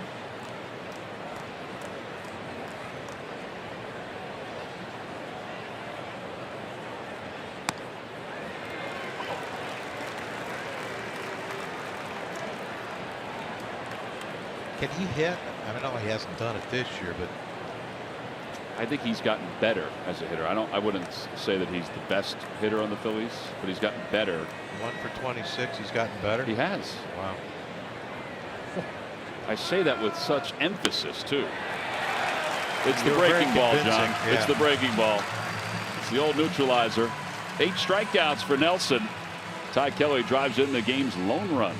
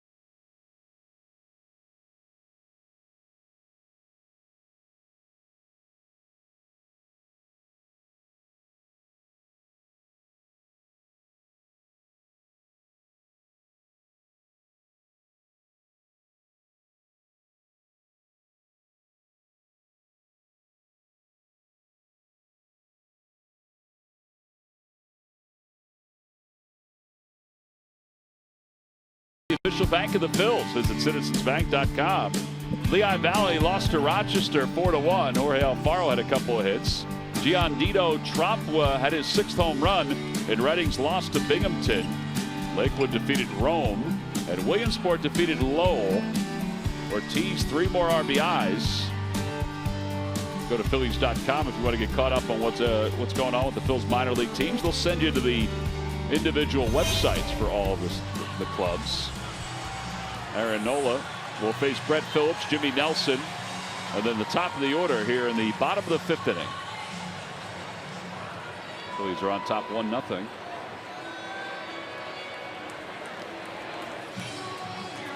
Nola made the last out, so he is just finishing up his warm-up tosses. Interesting story. Bob McClure had Aaron Nola. Phillies faced Mike Leake several weeks ago from the Cardinals. Yep. And Bob McClure said after the game, he said to Aaron Nola, he said, "Did you notice anything about how Leake pitched?" And Nola said, "Yeah, he didn't throw anything above the knees all game long." If you remember, he pitched very well against the Phils. And Bob said, "Yeah, that's what you need to do." And it's been since that time that Nola has tried to replicate what Mike Leake accomplished that afternoon from knees down. I don't know. He's been good since then. 3-1 with an ERA of 1.53.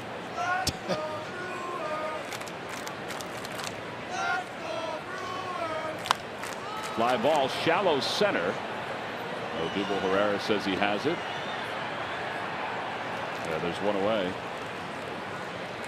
Now I think that Aaron Nola's ceiling is a little higher than that of Mike Leake, but better fastball. Yep.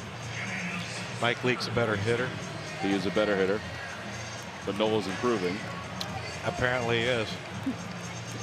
Since the 20th of June, Nola's opponent's batting average against his fastball is under 100. Jeremy Hellickson 150. We'll put that to the test tomorrow. Nelson takes upstairs, 1-0.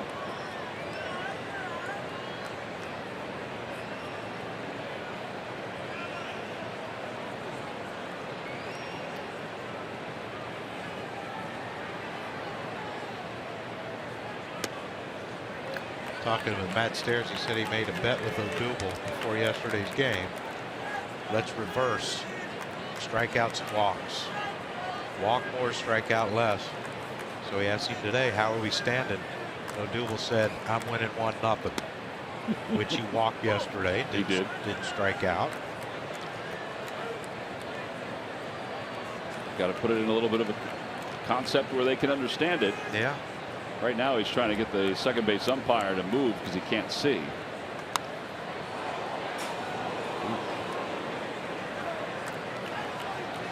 Adam Hammery.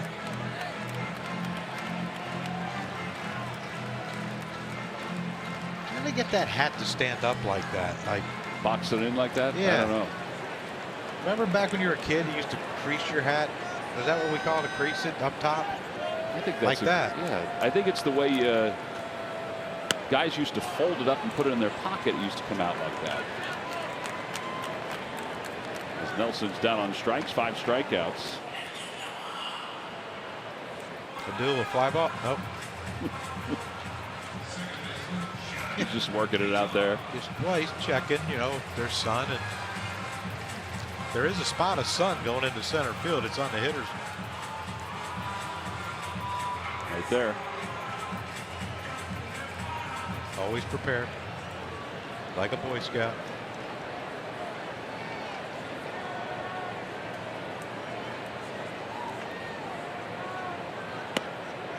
Below the knees, 1 ball, no strikes. But in a perfect world, or not a perfect world, but let me give you a little hypothetical here. If you throw every pitch below the knees. At the knees or below. Just say, if you throw them all below the knees, you're going to walk a lot of guys. Disciplined team, you probably wouldn't last long in the game. Yeah, he said anything, he didn't throw anything above the knees.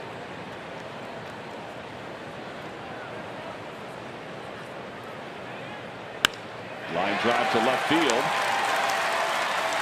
Daniel Nava corrals it. And the second hit of the game for Villar. It was now 2 for 8 against Noah.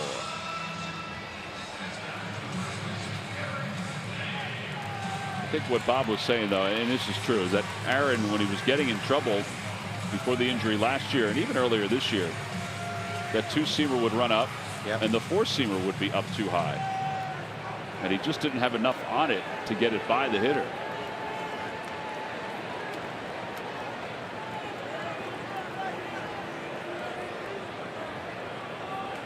Thames, a swing and a miss. I'm assuming that, you know, with his powerful first couple months of the season, that apparently the breaking ball has become the pitch of choice for pitchers against him. We seem to be flipping a lot of them up there to him.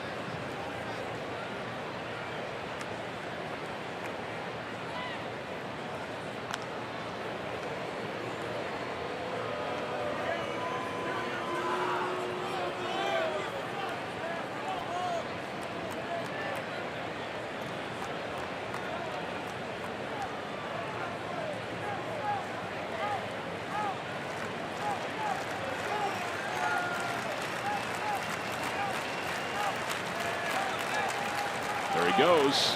Pitch is inside. Throw to second by Ruff is offline. 17 stolen bases on the year for Villar. That is the one other aspect that the Brewers have really picked up on, are their stolen bases this year. Well, you remember Villar's last at bat, he almost got picked off. You know, he wanted to steal, and this time he just said, you know what, I'm not going to give him a chance to throw over anymore. I'm gone. Got a great jump. Nothing Cameron Rupp could do. I think even a perfect throw doesn't get him. 17 of 33 now. But again, 2 outs with a runner in scoring position. Third runner in scoring position tonight for the Brewers.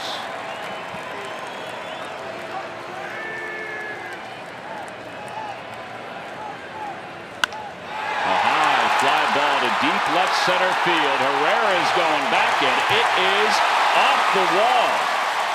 It'll be a double for Thames. A run scores, and we're tied up at 1. 44th RBI of the year for Thames. And he now has 17 doubles. The way the ball's been jumping, I don't know how that stayed in the yard. I thought that was gone when it left the bat. I think all the fans did too. I think Thames did too. But he did take off out of the box, so maybe he got in on him a little bit. But I thought it didn't miss by much. That's only a couple feet short of being a home run and giving the Brewers a lead. The guy flexing his muscle like I ain't got much left. He seems to be a very happy-go-lucky type fella. I would think so. I saw him last night joking around with the first base umpire. He actually tipped his hat and bowed to the home plate umpire before his first at bat today. Maybe he picked up something when he was over in Korea. Ryan Braun, the batter, he takes a pitch a little low, and it's 1-0. Ryan Braun, among active players, has the second highest average against the Phils. Buster Posey leads the way with a .388 batting average against the Phillies. Braun is second at .373. And then Carlos Gonzalez and Jonathan Lucroy are tied for third at .365. What did they get for Jonathan Lucroy? Prospects. Imagine if they would have had him now. So I was thinking yesterday, he was one of their better hitters.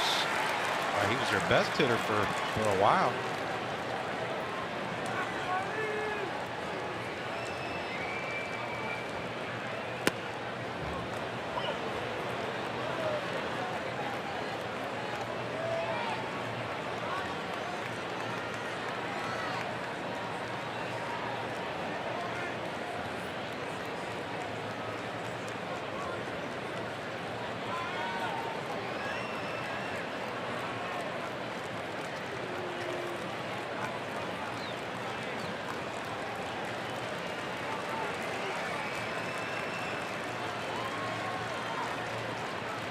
Outside, 3-1. He ran the count to 3-1 against Braun his last time up, or his first time up, I should say.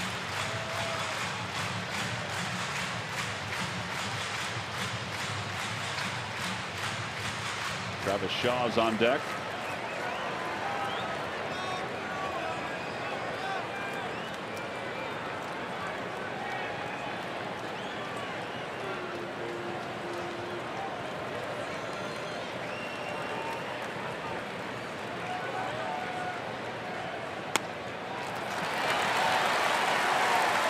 First walk issued by Nola tonight.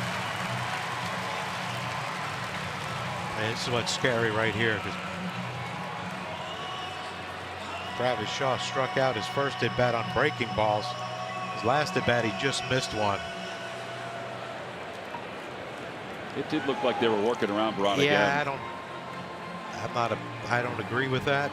If that's the case, I don't agree with it, because he has yet to hit a fastball. I mean, he got the base hit, but that was a pitch away. He just kind of poked it through the hole. Just I think you could challenge him in with fastballs right now. He doesn't look like he has that great a bat speed right now.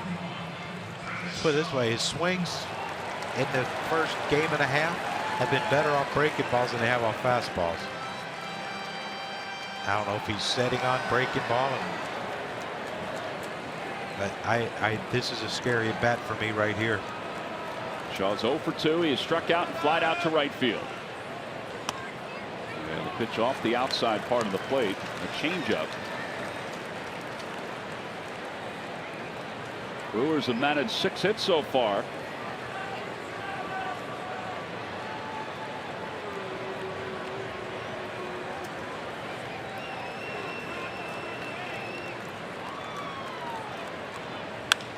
Fly ball left field. Daniel Nava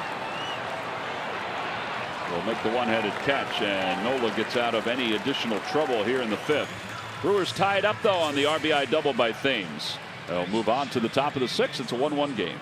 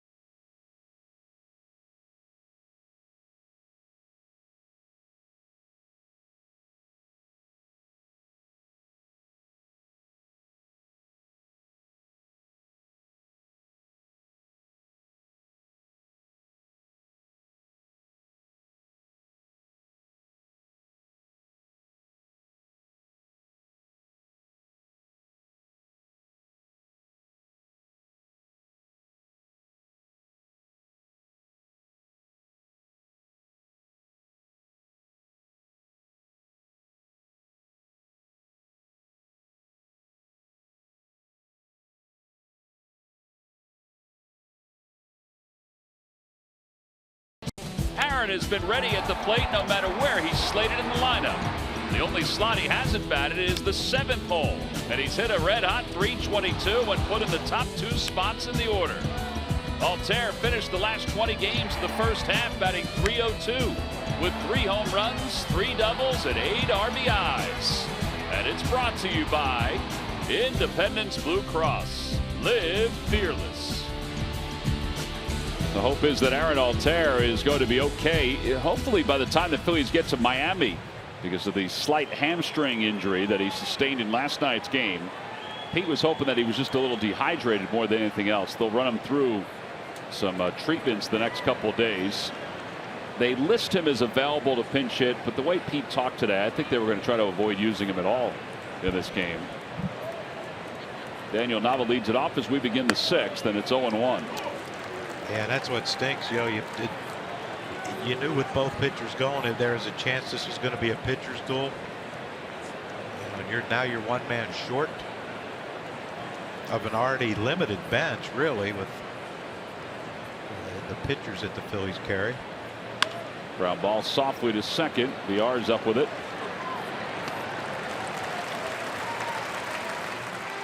Saturday, July 29th, when the Phillies take on the Atlanta Braves. A reminder, that's a 7:05 start. I know a lot of the Saturday games have been late afternoon ball games. But after the game, stay for a free post-game concert featuring Grammy-nominated singer Hunter Hayes. Now, your game ticket is your concert ticket, so there's no additional purchase necessary. Tickets are on sale at Phillies.com/Hunter Hayes. So the game's at 7:05, and Hunter Hayes is going on after the game. That's right. Wow. Going to be a beautiful night. Soaking the stars a little bit. Partly cloudy, I'm assuming.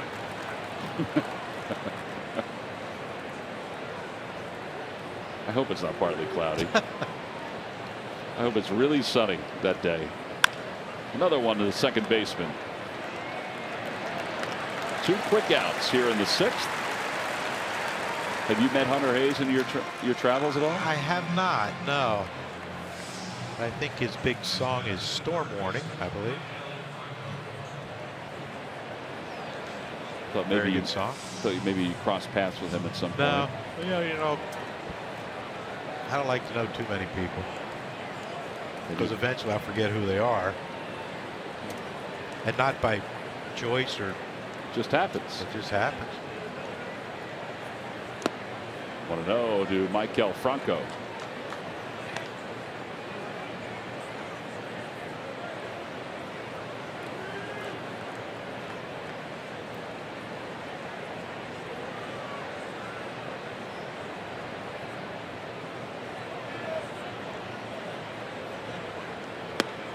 One ball, 1 strike.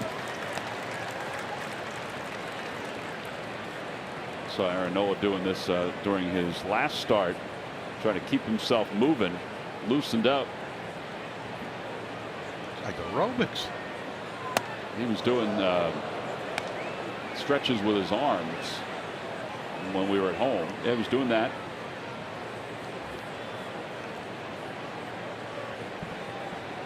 That's what he was doing. That's more exercise than I've done in, well, 56 years. Over toward the hole. Shaw has it. And a 1-2-3 inning. 3 straight groundouts for Nelson. We played 5.5. The Phillies and the Brewers tied up at 1 as we move to the bottom of the 6th inning.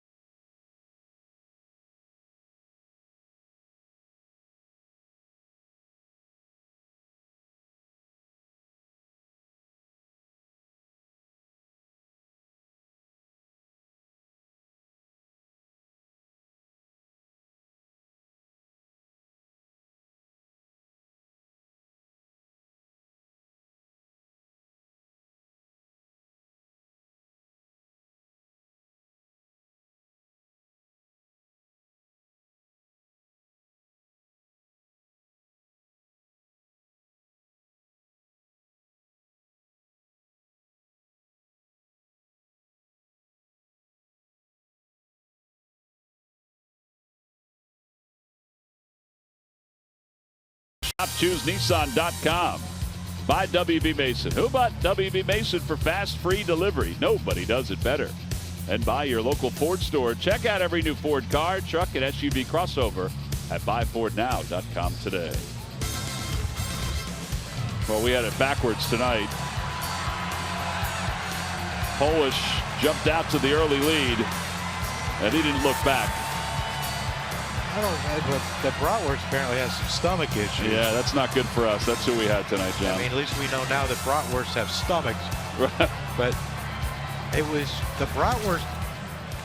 Your sausage in the race was like holding its belly while it was running. Yeah, I think he may have been either imbalanced with his outfit or chemically imbalanced in his gut. Oh, that's not real? Sometimes it is. It depends on, how you're feeling coming to the game. So we lost that. We lost the 50-50. I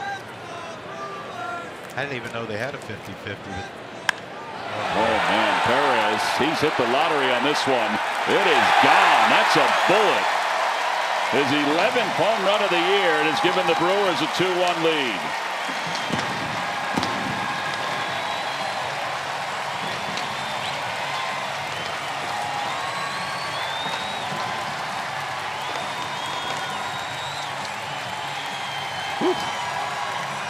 Hit that a long way. He did. And fast, too. Yeah. Maybe that's why he's in the lineup.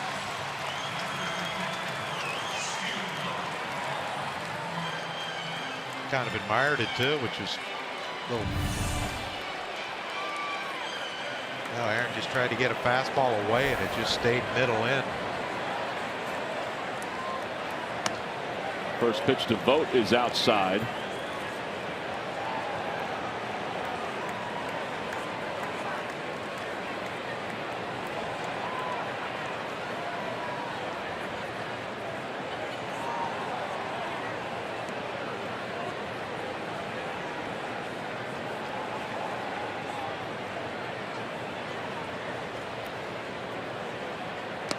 Two balls and no strikes. 7 hits now for the Brewers, who have left 6. Well, they now lead it 2-1.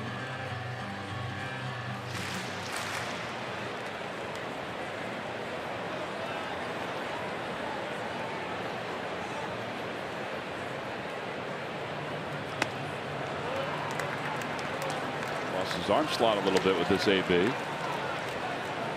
Well, he lost it to Perez, too. He said first pitch was up and in. The next pitch was supposed to be away, and it was in.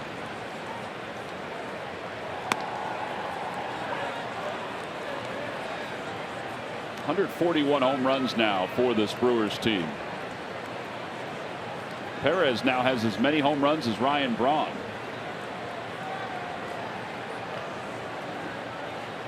Ball 4. Threw him a 3-1 changeup.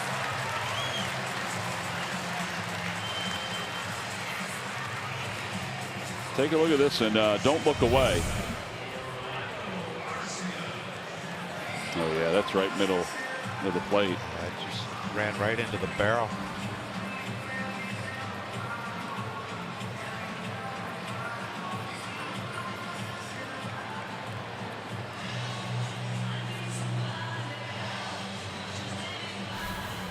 Bob McClure out to talk to Aaron Nola. Perez, we mentioned his numbers against the Phillies. He's had in very limited games excellent numbers against the Phils. Pinto warming up in the bullpen. Well, was only at 85 pitches.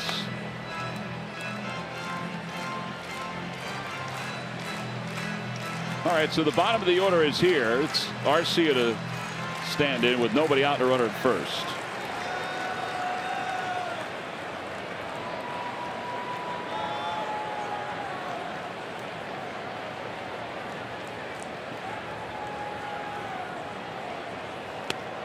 Oh, 1.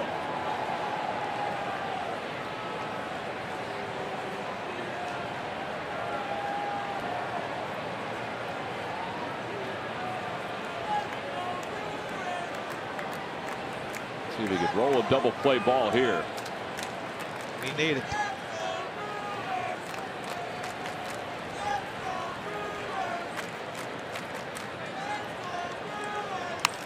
Popped up foul. Tommy Joseph gives it a little look, but it's out of play. But Nola's ahead now 0-2. And now let's see if Garcia goes back to that 2-strike approach where short little stride, lift the foot up, put it down, and reset it again.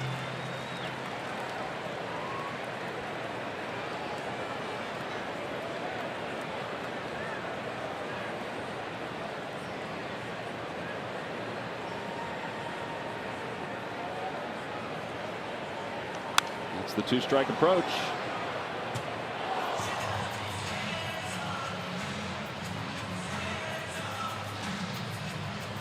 I don't think there's many guys that have that different step with 2 strikes. Yeah, sometimes Anthony Rizzo will have a leg kick. 2 strikes, he'll spread out. Just basically lift the front foot up and set it right back down the same spot.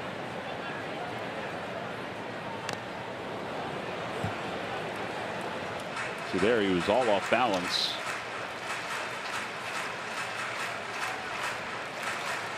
I mean, there's no secret with his approach at the plate that he's set dead red every pitch, and he is susceptible to the breaking ball.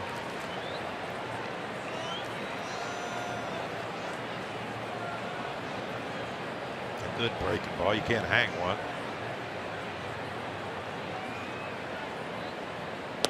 Breaking ball swung on and missed. 6 strikeouts for Aaron Nola, and 1 away here in the 6th. Time now for the Jeep Stump the Fans Trivia Quiz answer. All right, John, here we go. Who led the 82 Brewers in home runs? And you're right, if you were listening earlier, you should get that answer. Stormin' Gorman. Gorman Thomas with 39 home runs. Log back on to Phillies.com to find out if you're the winner of a Phillies prize pack. I heard when they announced his name that he's the only 2-time home run champion in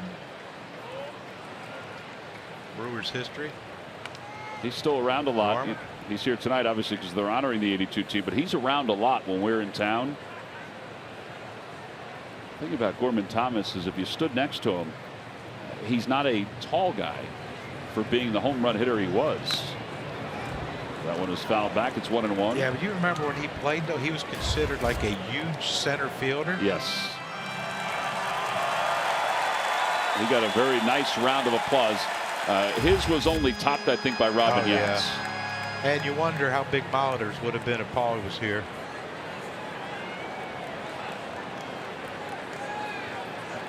One ball, 1 strike.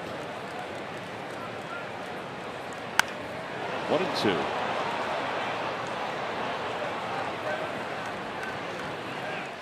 Oh, by the way, Bull sent a text. He's done with me. Said no more clothes for me. I think you'll be able to sway him back to your side. He is a sweetheart like that.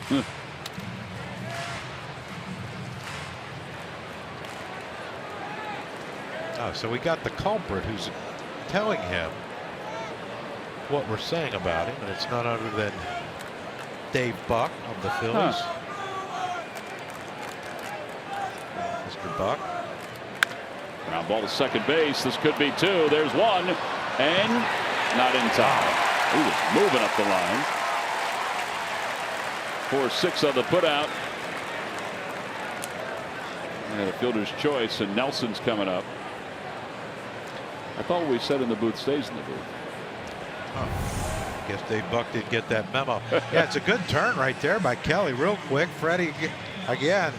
But Phillips was just flying out of the box. And, you know, you think of that, okay, no big deal. The pitcher's up. But, you know, Jimmy Nelson's pitch counts at a spot where he's going to go back out for the 7th, of course. And the way we're swinging, probably the 8th. But, you know, you get him in the 7th inning having to lead off the inning, you think it's a manageable inning.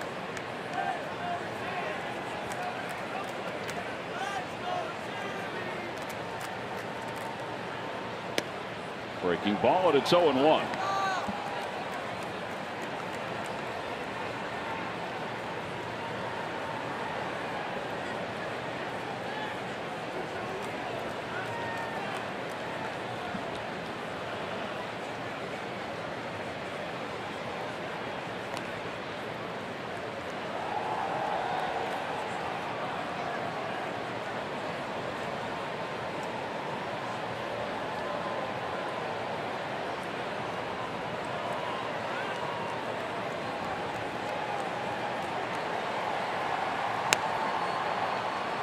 They throw behind Phillips. And he's back easily. No balls and 2 strikes now to Nelson.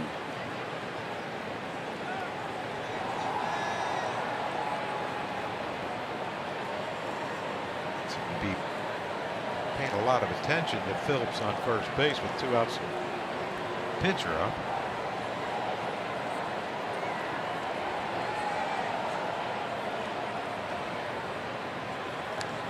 Two throwovers and a pickoff attempt.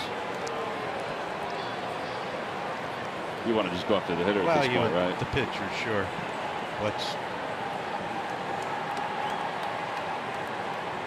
Because he's not going anywhere. I would think.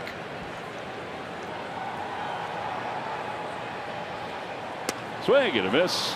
He got him. 2 strikeouts in the inning for Nola. He has 7 now, but the Brewers take the lead on the home run by Perez. Tommy Joseph ready to kick things off.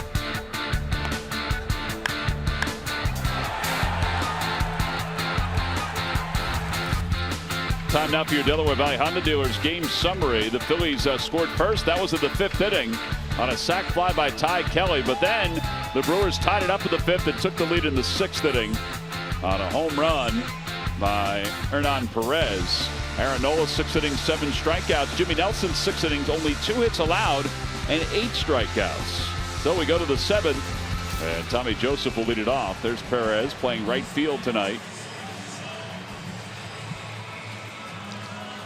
Well, let's get some right here. Yeah, the Phillies have not had the leadoff batter aboard against Nelson, who's firing first pitch strikes. And that one's outside, 1-0.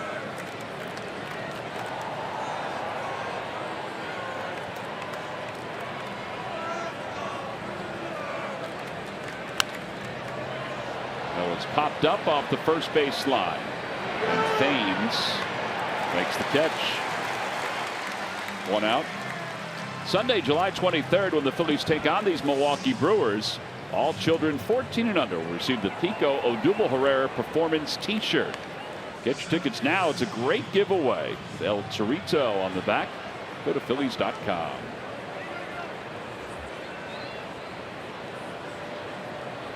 Brewers bullpen is starting to loose up. That's Oliver Drake.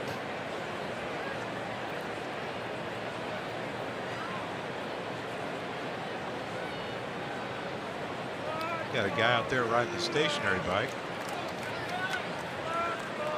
Oh yeah. Apparently he's not planning on coming in the game.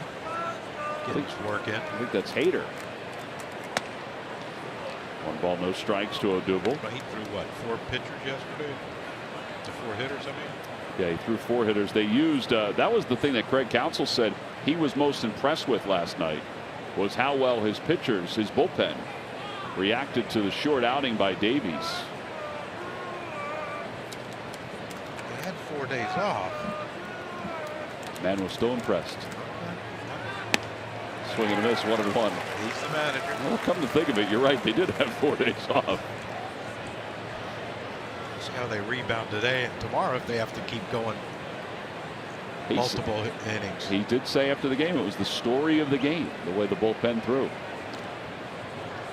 wasn't that 3-run homer, that grand slam. Nothing to do with it. Nothing to do with it. Outside 2-1. Sometimes I think common sense leaves us. Scored 9 runs. 8-1 inning. Tell you what, he was a big part of that story, that piece that ran on one of the ESPN things. The chicken runs at midnight. Oh yeah. Oh man, that got me. In the air to right field. That one is not coming back. Odubel Herrera with a long solo home run has tied this ball game up at 2. He has homered in 3 consecutive games.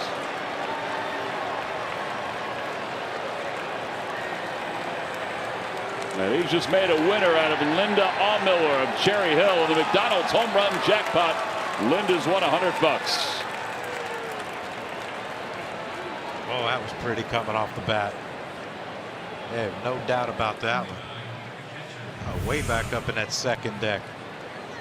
And Nelson tried to look like he tried to throw a little breaking ball right there, and it just didn't break. Pretty. Yeah, that's a shot. All right, so the Phils have just 3 hits, but they've tied it up at 2. Odubel with his 8th home run of the year. Cameron Rupp, it's 0-1.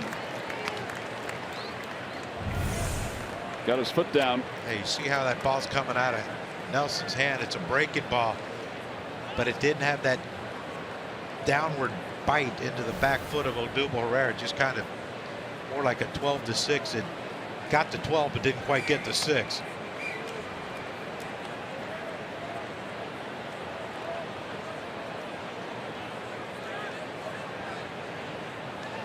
Should be smiling.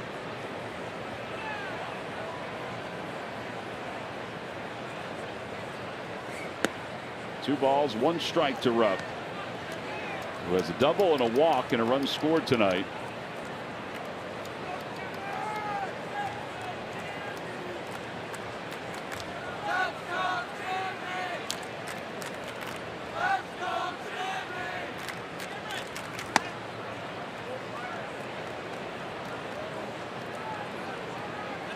Set on something right here, Cameron. One pitch only. Whatever you think he's going to throw, set on it. And if he throws it in the spot you're looking, let it go. Got to put your team ahead.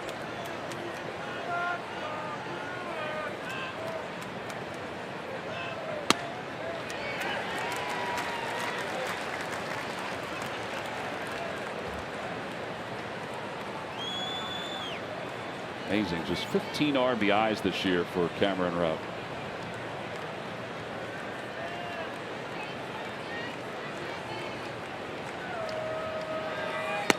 Strike 3 call.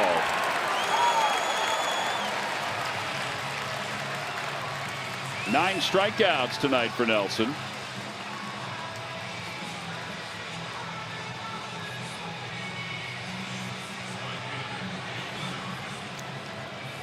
And here's Nick Williams, who's 1 for 2. Tough AB there. You take some pitches, you get ahead 3-1, and take 2 fastballs for strikes. Well, that's going to be it for Nelson. 96 pitches. He's just looking to see if there's a left-hander warming up. There's not. They're going to bring in a right-hander. So Nelson's night is done. He'll get a nice round of applause, but he'll leave with the game tied at 2. We'll be back right after this.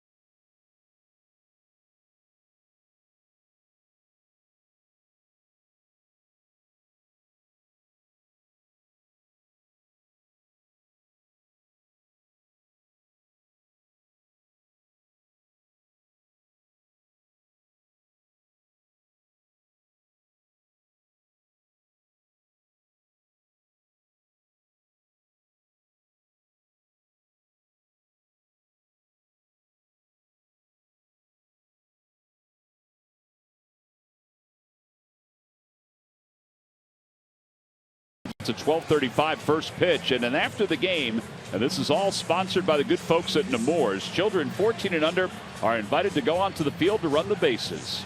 Go to Phillies.com for more information and to order. Nemours Kids Run the Bases. Murph running in that? Murph could be the leader. Murph just checked out. Yeah, he did the big interview with Matt Stairs, and Yep. you know, it was a few minutes. So I guess Murph figured that's all he needs to do today. I think that's about right. Yeah. I did the heavy lifting. Kicking back, feet up, relaxing. Wow. Wait till Matt hears about that.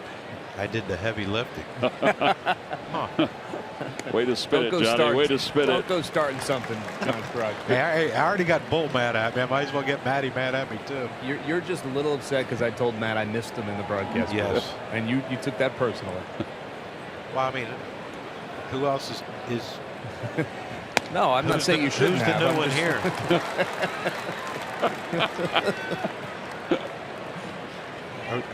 Are you driving him home back to the hotel? I don't have to if you don't want me to, John. But if there's a bridge, let me know. We can find one. We'll talk you off of that, John. 0-2 to Nick Williams, Oliver Drake. And it's up and in, 1-2. Murph, I don't think he was talking about you. I'm talking about him. I think he's talking about you. He's got to catch me first. It ain't that big a car, Murph.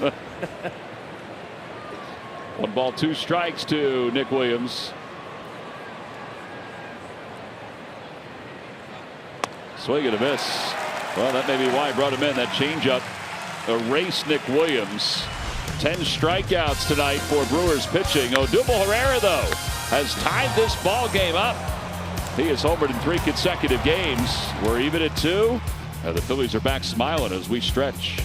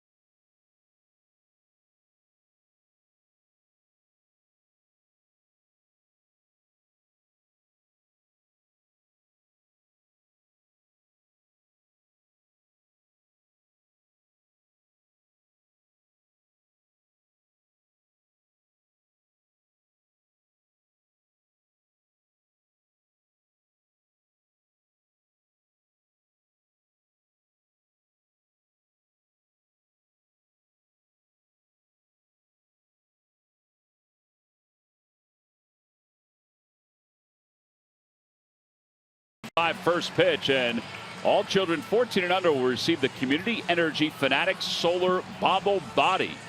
Go to Phillies.com for more information. Take a look at it there. You keep it in the sun, it's just going to keep on moving. Well, both starters are out of this game, and neither can fare in the decision of this ball game. As we go to the bottom of the 7th inning, Aaron Nola will be replaced by Pat Neshek. Now, what was all that with the Fanatic bobblehead? That's a mouthful. Yeah, it's a solar activated bobble body. So it'll start You put it in the sun bobbling or while the it's light, in the sun? just keeps on going. But what if it's partly sunny? Well, I think it's going to have to see how much it absorbed. He'll partly bobble?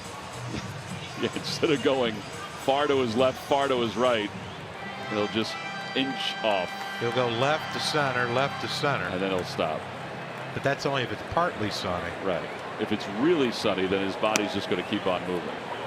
Oh yeah, it might even take off. Be going so quick. VR is 2 for 3. Bobble body. Isn't it nice that we can entertain ourselves? We do make ourselves laugh. Not all we have left at this point in life. Yep.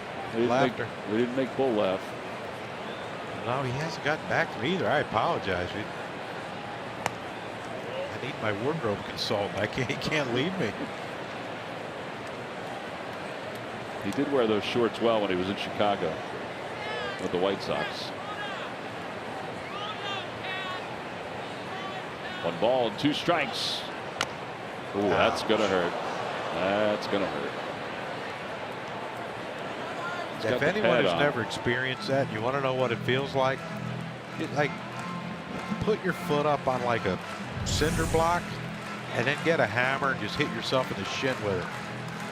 Yeah, that even got the pad and it still jarred him. Yeah, that got the pad. Put your foot up on a cinder block and take a hammer. Take a hammer and whack yourself in the shin.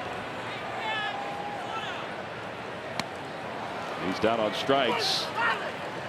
Not happy about it. No. 1 away. Don't need a translator for that. Here's Eric Thames. There you go, Johnny. There we go.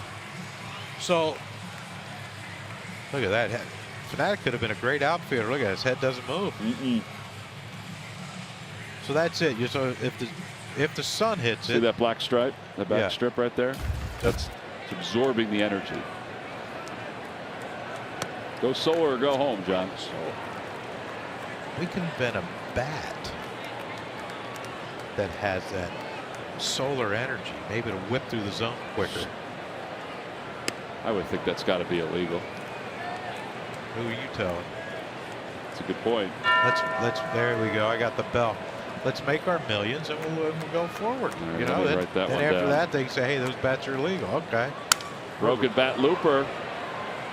Foul. Fried onion candle. Yeah. Mine's always working.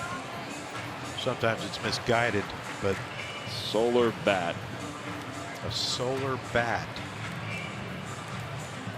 Crux $1 million ideas. I mean, here's the thing. You know, some kids are spoiled. Like, why don't we just get a bat that swings for them? Yeah. Make everyone happy. Inside 1 and 2.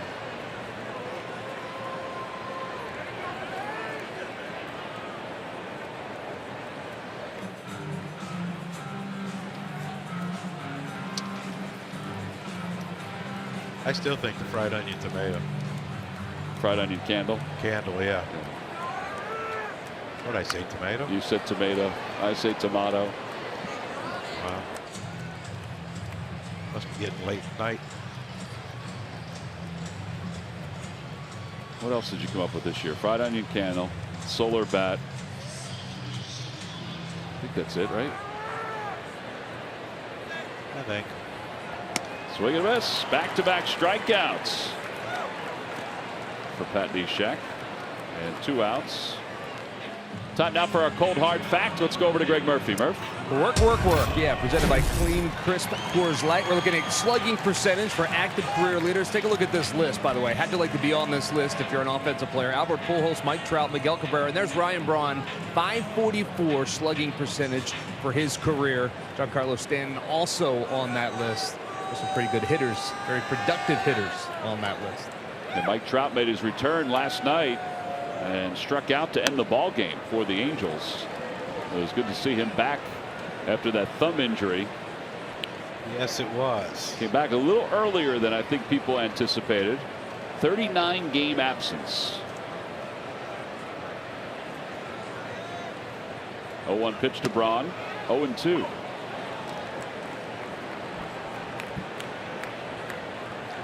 I was so intent on listening to Murph. What was the first pitch to Braun? Because I was dialed into what Murph was saying. Fastball on the outside part of the plate. This was a fastball. On the inside part. He hasn't even.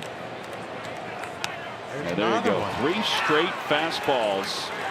And Neshek strikes out the side here in the 7th inning. There is a pattern that is being formed. We'll go to the 8th, tied up at 2.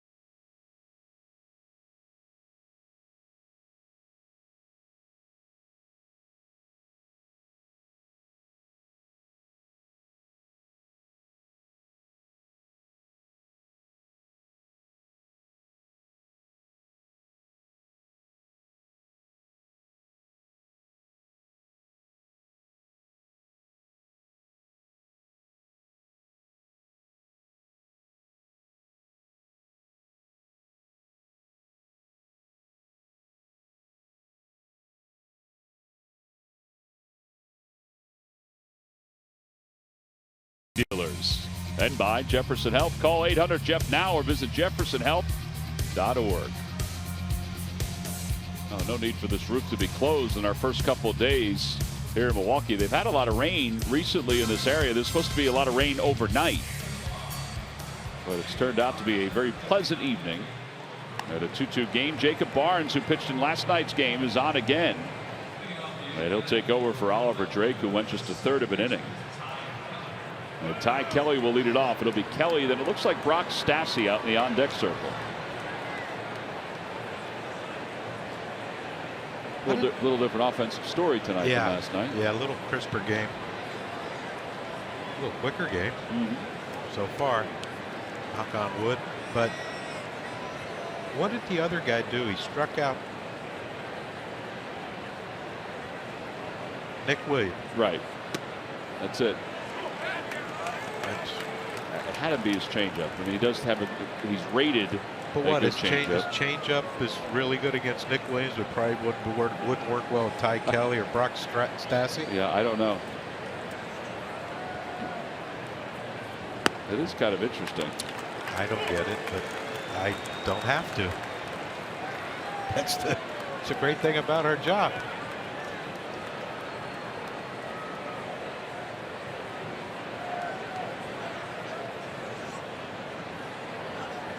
Two to Kelly, who's hit foul. By the way, up at Fenway Park, they've gone to the top of the 16th inning, and the Yankees have taken a 3-1 lead over the Red Sox. Joaquin Benoit warming up in the pen. Both pitchers were pretty dialed in. Starters, Chris Sale and Luis Severino they were locked up. Line drive, caught by Shaw. Well, they say he makes every play in the vicinity, and that one was in the vicinity. He's gone 58 consecutive games without an error. Yeah, that's just, he's what, 6'3", 6'4". He's 6'1". That's a at least a leadoff single, maybe a double, as hard as that ball was hitting, slicing away. Derek Johnson coming out. Johnson talking to Jacob Barnes. Derek Johnson's been a topic of conversation in this area because the Brewers are thinking about making a move to bring in another pitcher. And obviously Sonny Gray from the Oakland Athletics is a guy that has been talked about for the Brewers and talked about for the Cubs as well. And if the Brewers, then you can understand, they 2 games into the break and they've had 2 different lineups and mixing, maybe the Oakland scouts are here and they're saying, I want to see, this guy play and see what we got. Well, Derek Johnson, the pitching coach here with the Brewers, Sonny Gray is out of Vanderbilt University. And Derek Johnson is also out of Vanderbilt where he coached. So the thought is that he and Gray can mesh nicely. He was the associate head coach at the end of his tenure at with Vanderbilt. Yep. Pretty good school. Got to be pretty smart to get in there too. That explains why I didn't get recruited there. No letters? I never even thought about it till now. What's that? No letters from Vandy? I didn't get a letter from anyone. Not even the Mountaineers? Nope. Told me I wasn't good enough. Really? Marshall? 18 years old. They said you've already reached your peak. You won't get any better. What about Marshall? Nope. Pitt? Nope. Keep going. Nope. Padres? Nope. Padres, yeah. Yeah. Yeah. That was my offer coming out of junior college. Either sign with the Padres or go walk on somewhere in college. How do you figure that? Where would you have walked on if you had? I wouldn't have. I'd have walked on the job circuit. Then, but if that happened, I would have never gotten to meet Marv. Unless you were. God, why did I sign with the Padres? 3 balls and 1 strike to Stassi. Apparently he's a pull hitter with the 3-1 count. 3-2.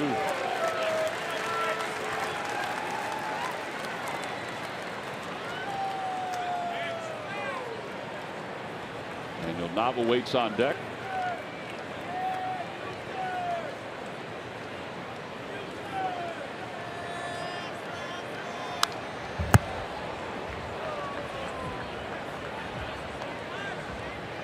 Neither starting pitcher reached 100 pitches in tonight's ball game. Both were effective in different ways. Aaron Nola had to work around some base runners. Yeah, his stressful pitches were a lot more than Nelson. Guys on base almost every inning. Ball 4, so Stassi is aboard with a 1-out walk. And here comes the top of the order and Daniel Nava.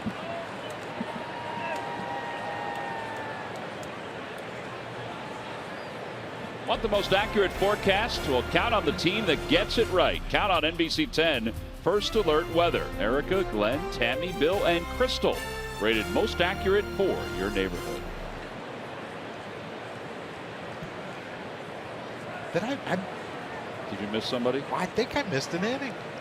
I'm in the 9th inning now. On my score thing. I guess I won't keep it anymore. How did that happen?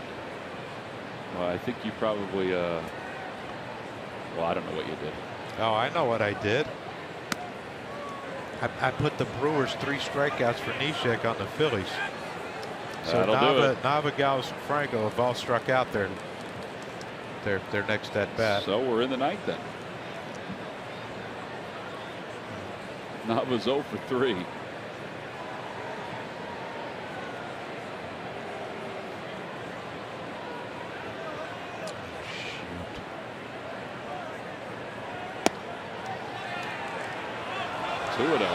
Kerwin Danley. I think the fans thought he was picking his head up to call a strike. He just picked his head up.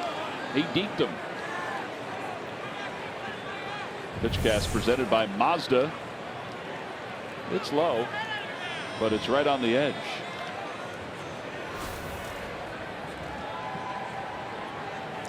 Can they call a balk on the umpire? He looked like he was going to call it a strike. 3-0.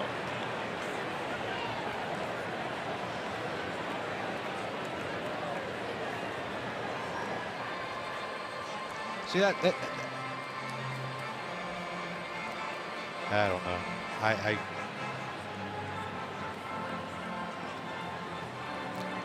He gets a line out from Ty Kelly. And the pitching coach goes out and talks to him. Gives him a scouting report. And he's walked a guy. Now he's 3-0 on the next one. I thought he just struck out the side.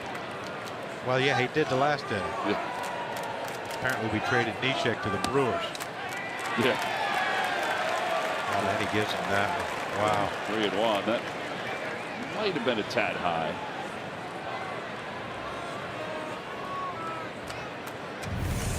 Take a look. Ball 4.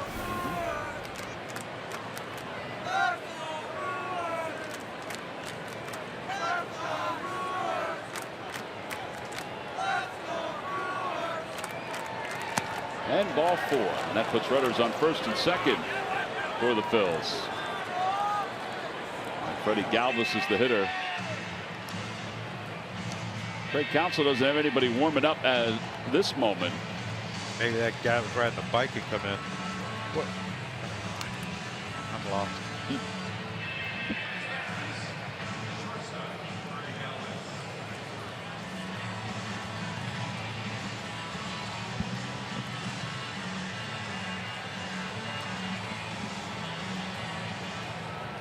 Freddie is walked. He's 0 for 2. Walked, struck out, and grounded out. Phillies and the Brewers tied at 2 here in the top of the 8th. A line drive to left center.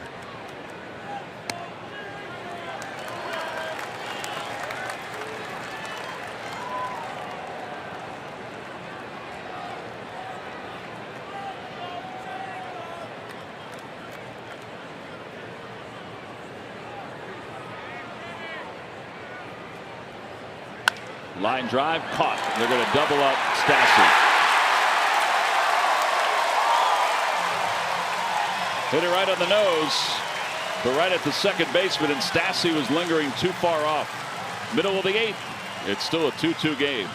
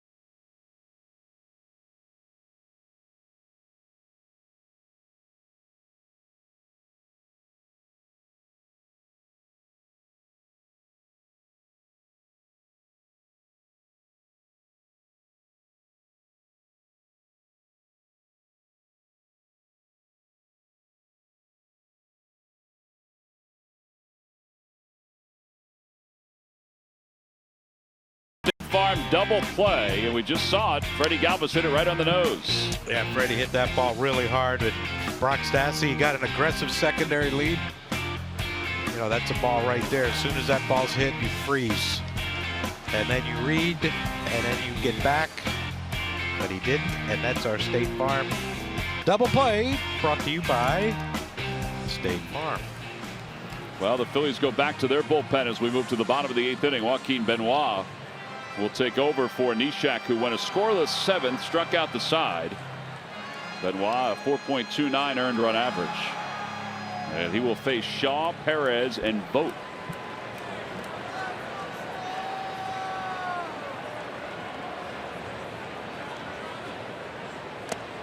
Shaw went after the high fastball, and it's 0-1.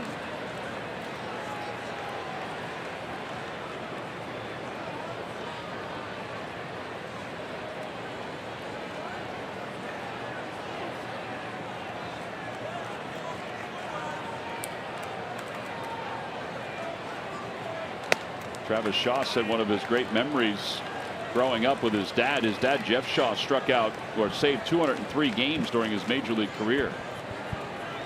He remembers the 2001 All-Star game in Seattle. That ball's hit well out to center field. Herrera is going back toward the wall. He jumps, and it's gone. And the Brewers take the lead. It's 3-2 here in the bottom of the 8th inning.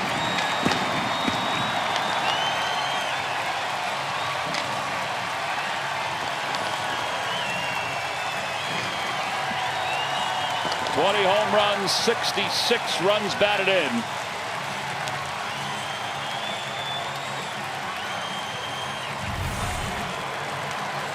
Yeah, we kind of kept him at bay so far in this game and a half, but that was a fastball that Benoit got a little bit elevated, and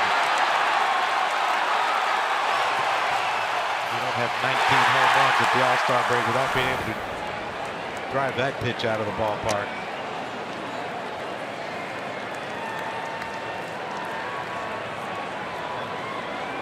Boy, he did get a hold of it. Oh man, well over 400 feet. So 2 homers tonight for the Brewers. This guy hit one his last time up.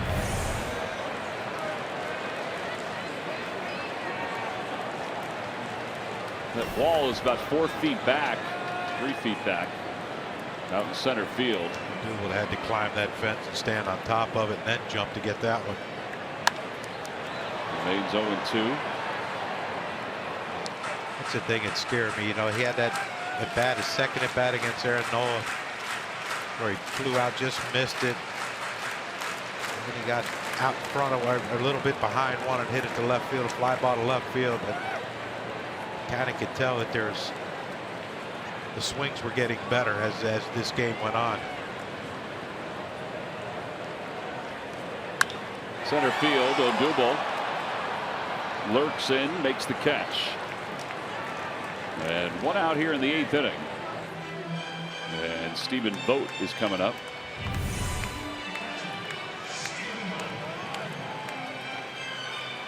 I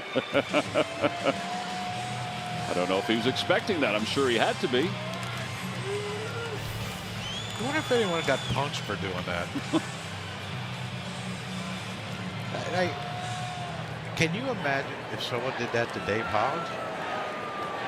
No, I can't. I can imagine it happening once. Not sure whoever did it would have a very long career. We've referred to Dave a couple of times in the last couple of days. He's a intense human being. 1 ball, 1 strike to Vogt.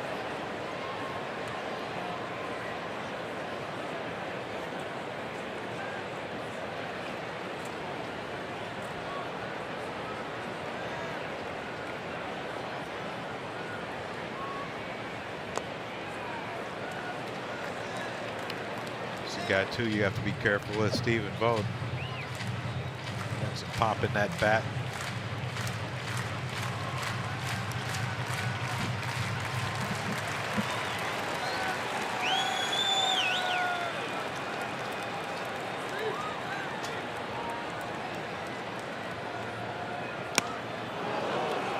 Two balls, 2 strikes. Every time the Phillies pitchers retire the opposition 1-2-3. Which Aaron Nola did once, Pat Neshek did once tonight. Topcast will make a contribution to Phillies charities. Phillies baseball is brought to you by Xfinity. Xfinity X1 will change the way you experience TV.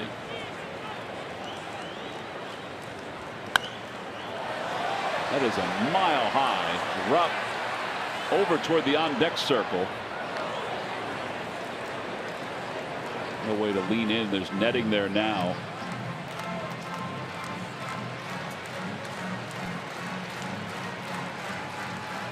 Two balls, 2 strikes. Phillies half of the 9th inning. It'll be 3, 4, and 5 that are due up. As Benoit, who gave up the run here in this inning, is trying to keep it a 3-2 game. Yeah, look who's warming. Well, Cadable's turned into a very good closer.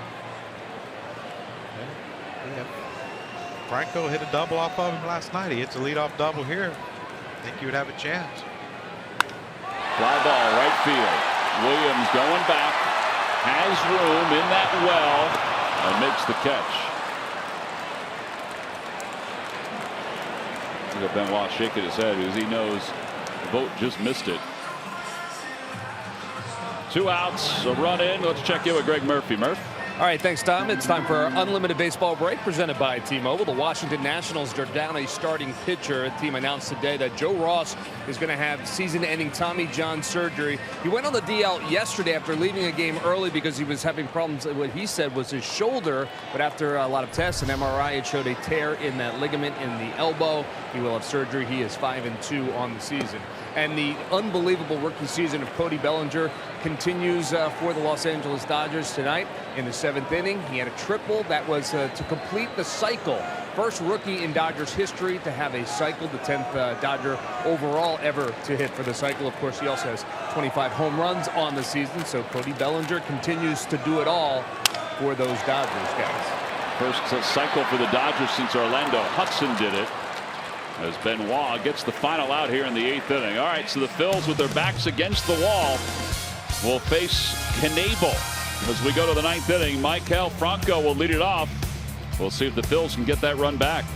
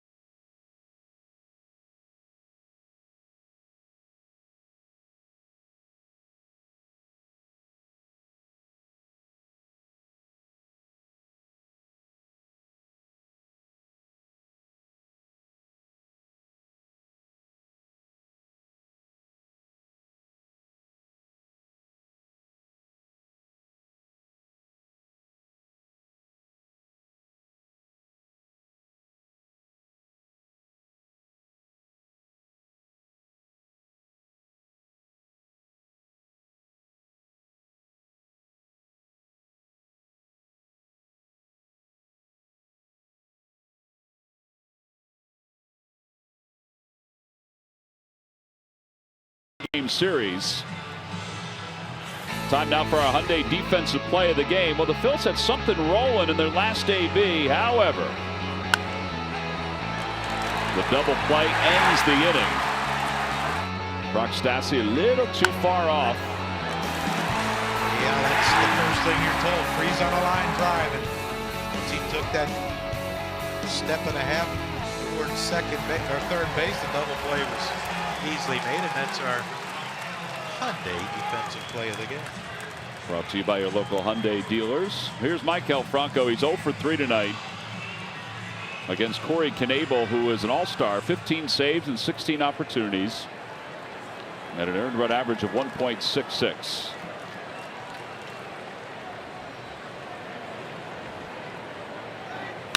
And there's one out towards center field. Phillips runs it down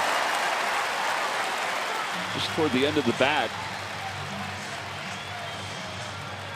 Well, tomorrow will be on 2 o'clock on CSN. Big Sunday show.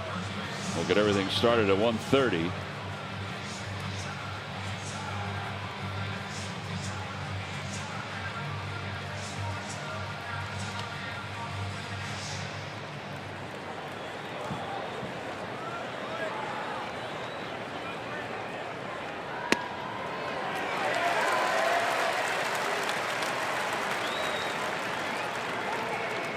Tommy Joseph is 0 for 3. He has struck out, he's flied out and popped out.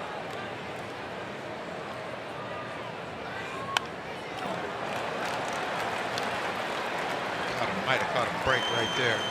Another hanger.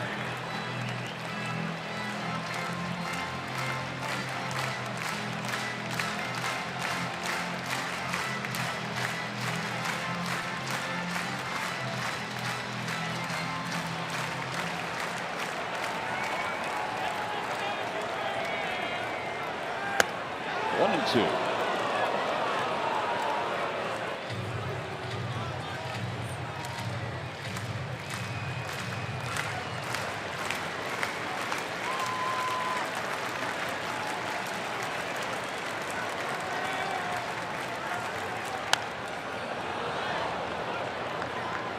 With these swings, Tommy's getting a chance to time this a little bit.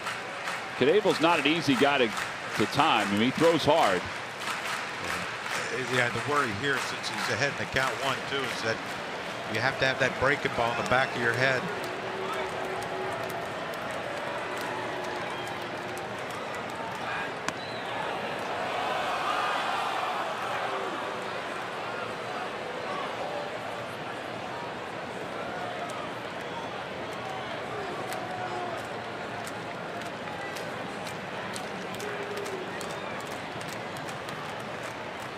Fastball swung out and missed. 98.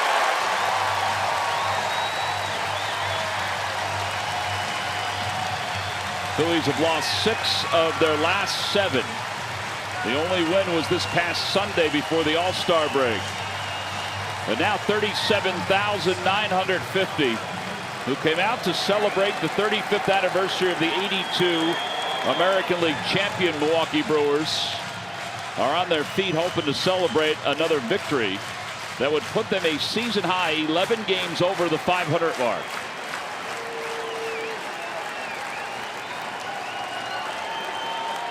And Odubel Herrera, who tied it in the 7th, is up now to try to tie it here in the 9th.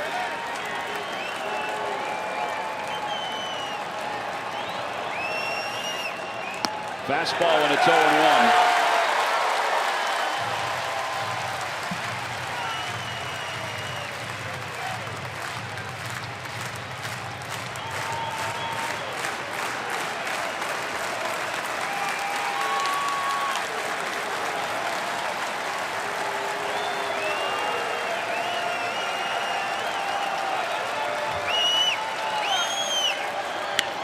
And a fair ball down the left field line. Ryan Braun barehands it, throws it to second base, and it's not in time. Boy, VR really slapped that tag on with some authority. It hurt the hand too when he did it. You were right, John. He needed to hurry because Braun knew how to play that one. That hit that Karen bounce right out. Ryan Braun was right on top of it in a hurry, and Odubel though busted out of the box. I mean, watch this ball go down the line right here, and it kicks off that little jet out thing right there, and perfect to Ryan Braun. And I tell you what, if that throw was on the bag, that could have been a close play. But Odubel's running hard. You know what? 2 outs. I got to get in scoring position. Took a shot, and there we go. Base hit will score him. 2-hit night for Odubel. 26 doubles now. And here's Cameron Ruff. This is Texas on Texas. Both went to the University of Texas. Cameron's 1 for 2. He doubled back in the second inning. Phillies fans are hoping for a little ninth inning magic here. Breaking ball 0-2. That's the best hook he's thrown in this inning. Yeah, good thing he saved it for this spot in the game with a runner on second, tying run on second base.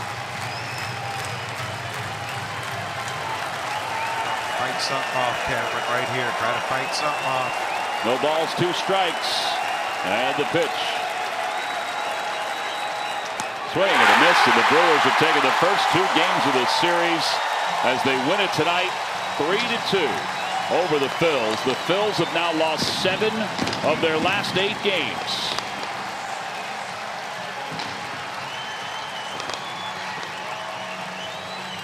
Odubel Herrera doubled here in the 9th inning, but he's left at second base, excuse me.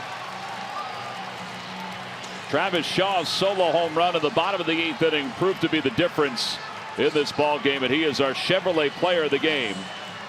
It's his 22nd go-ahead RBI this season, which is tops now in the National League.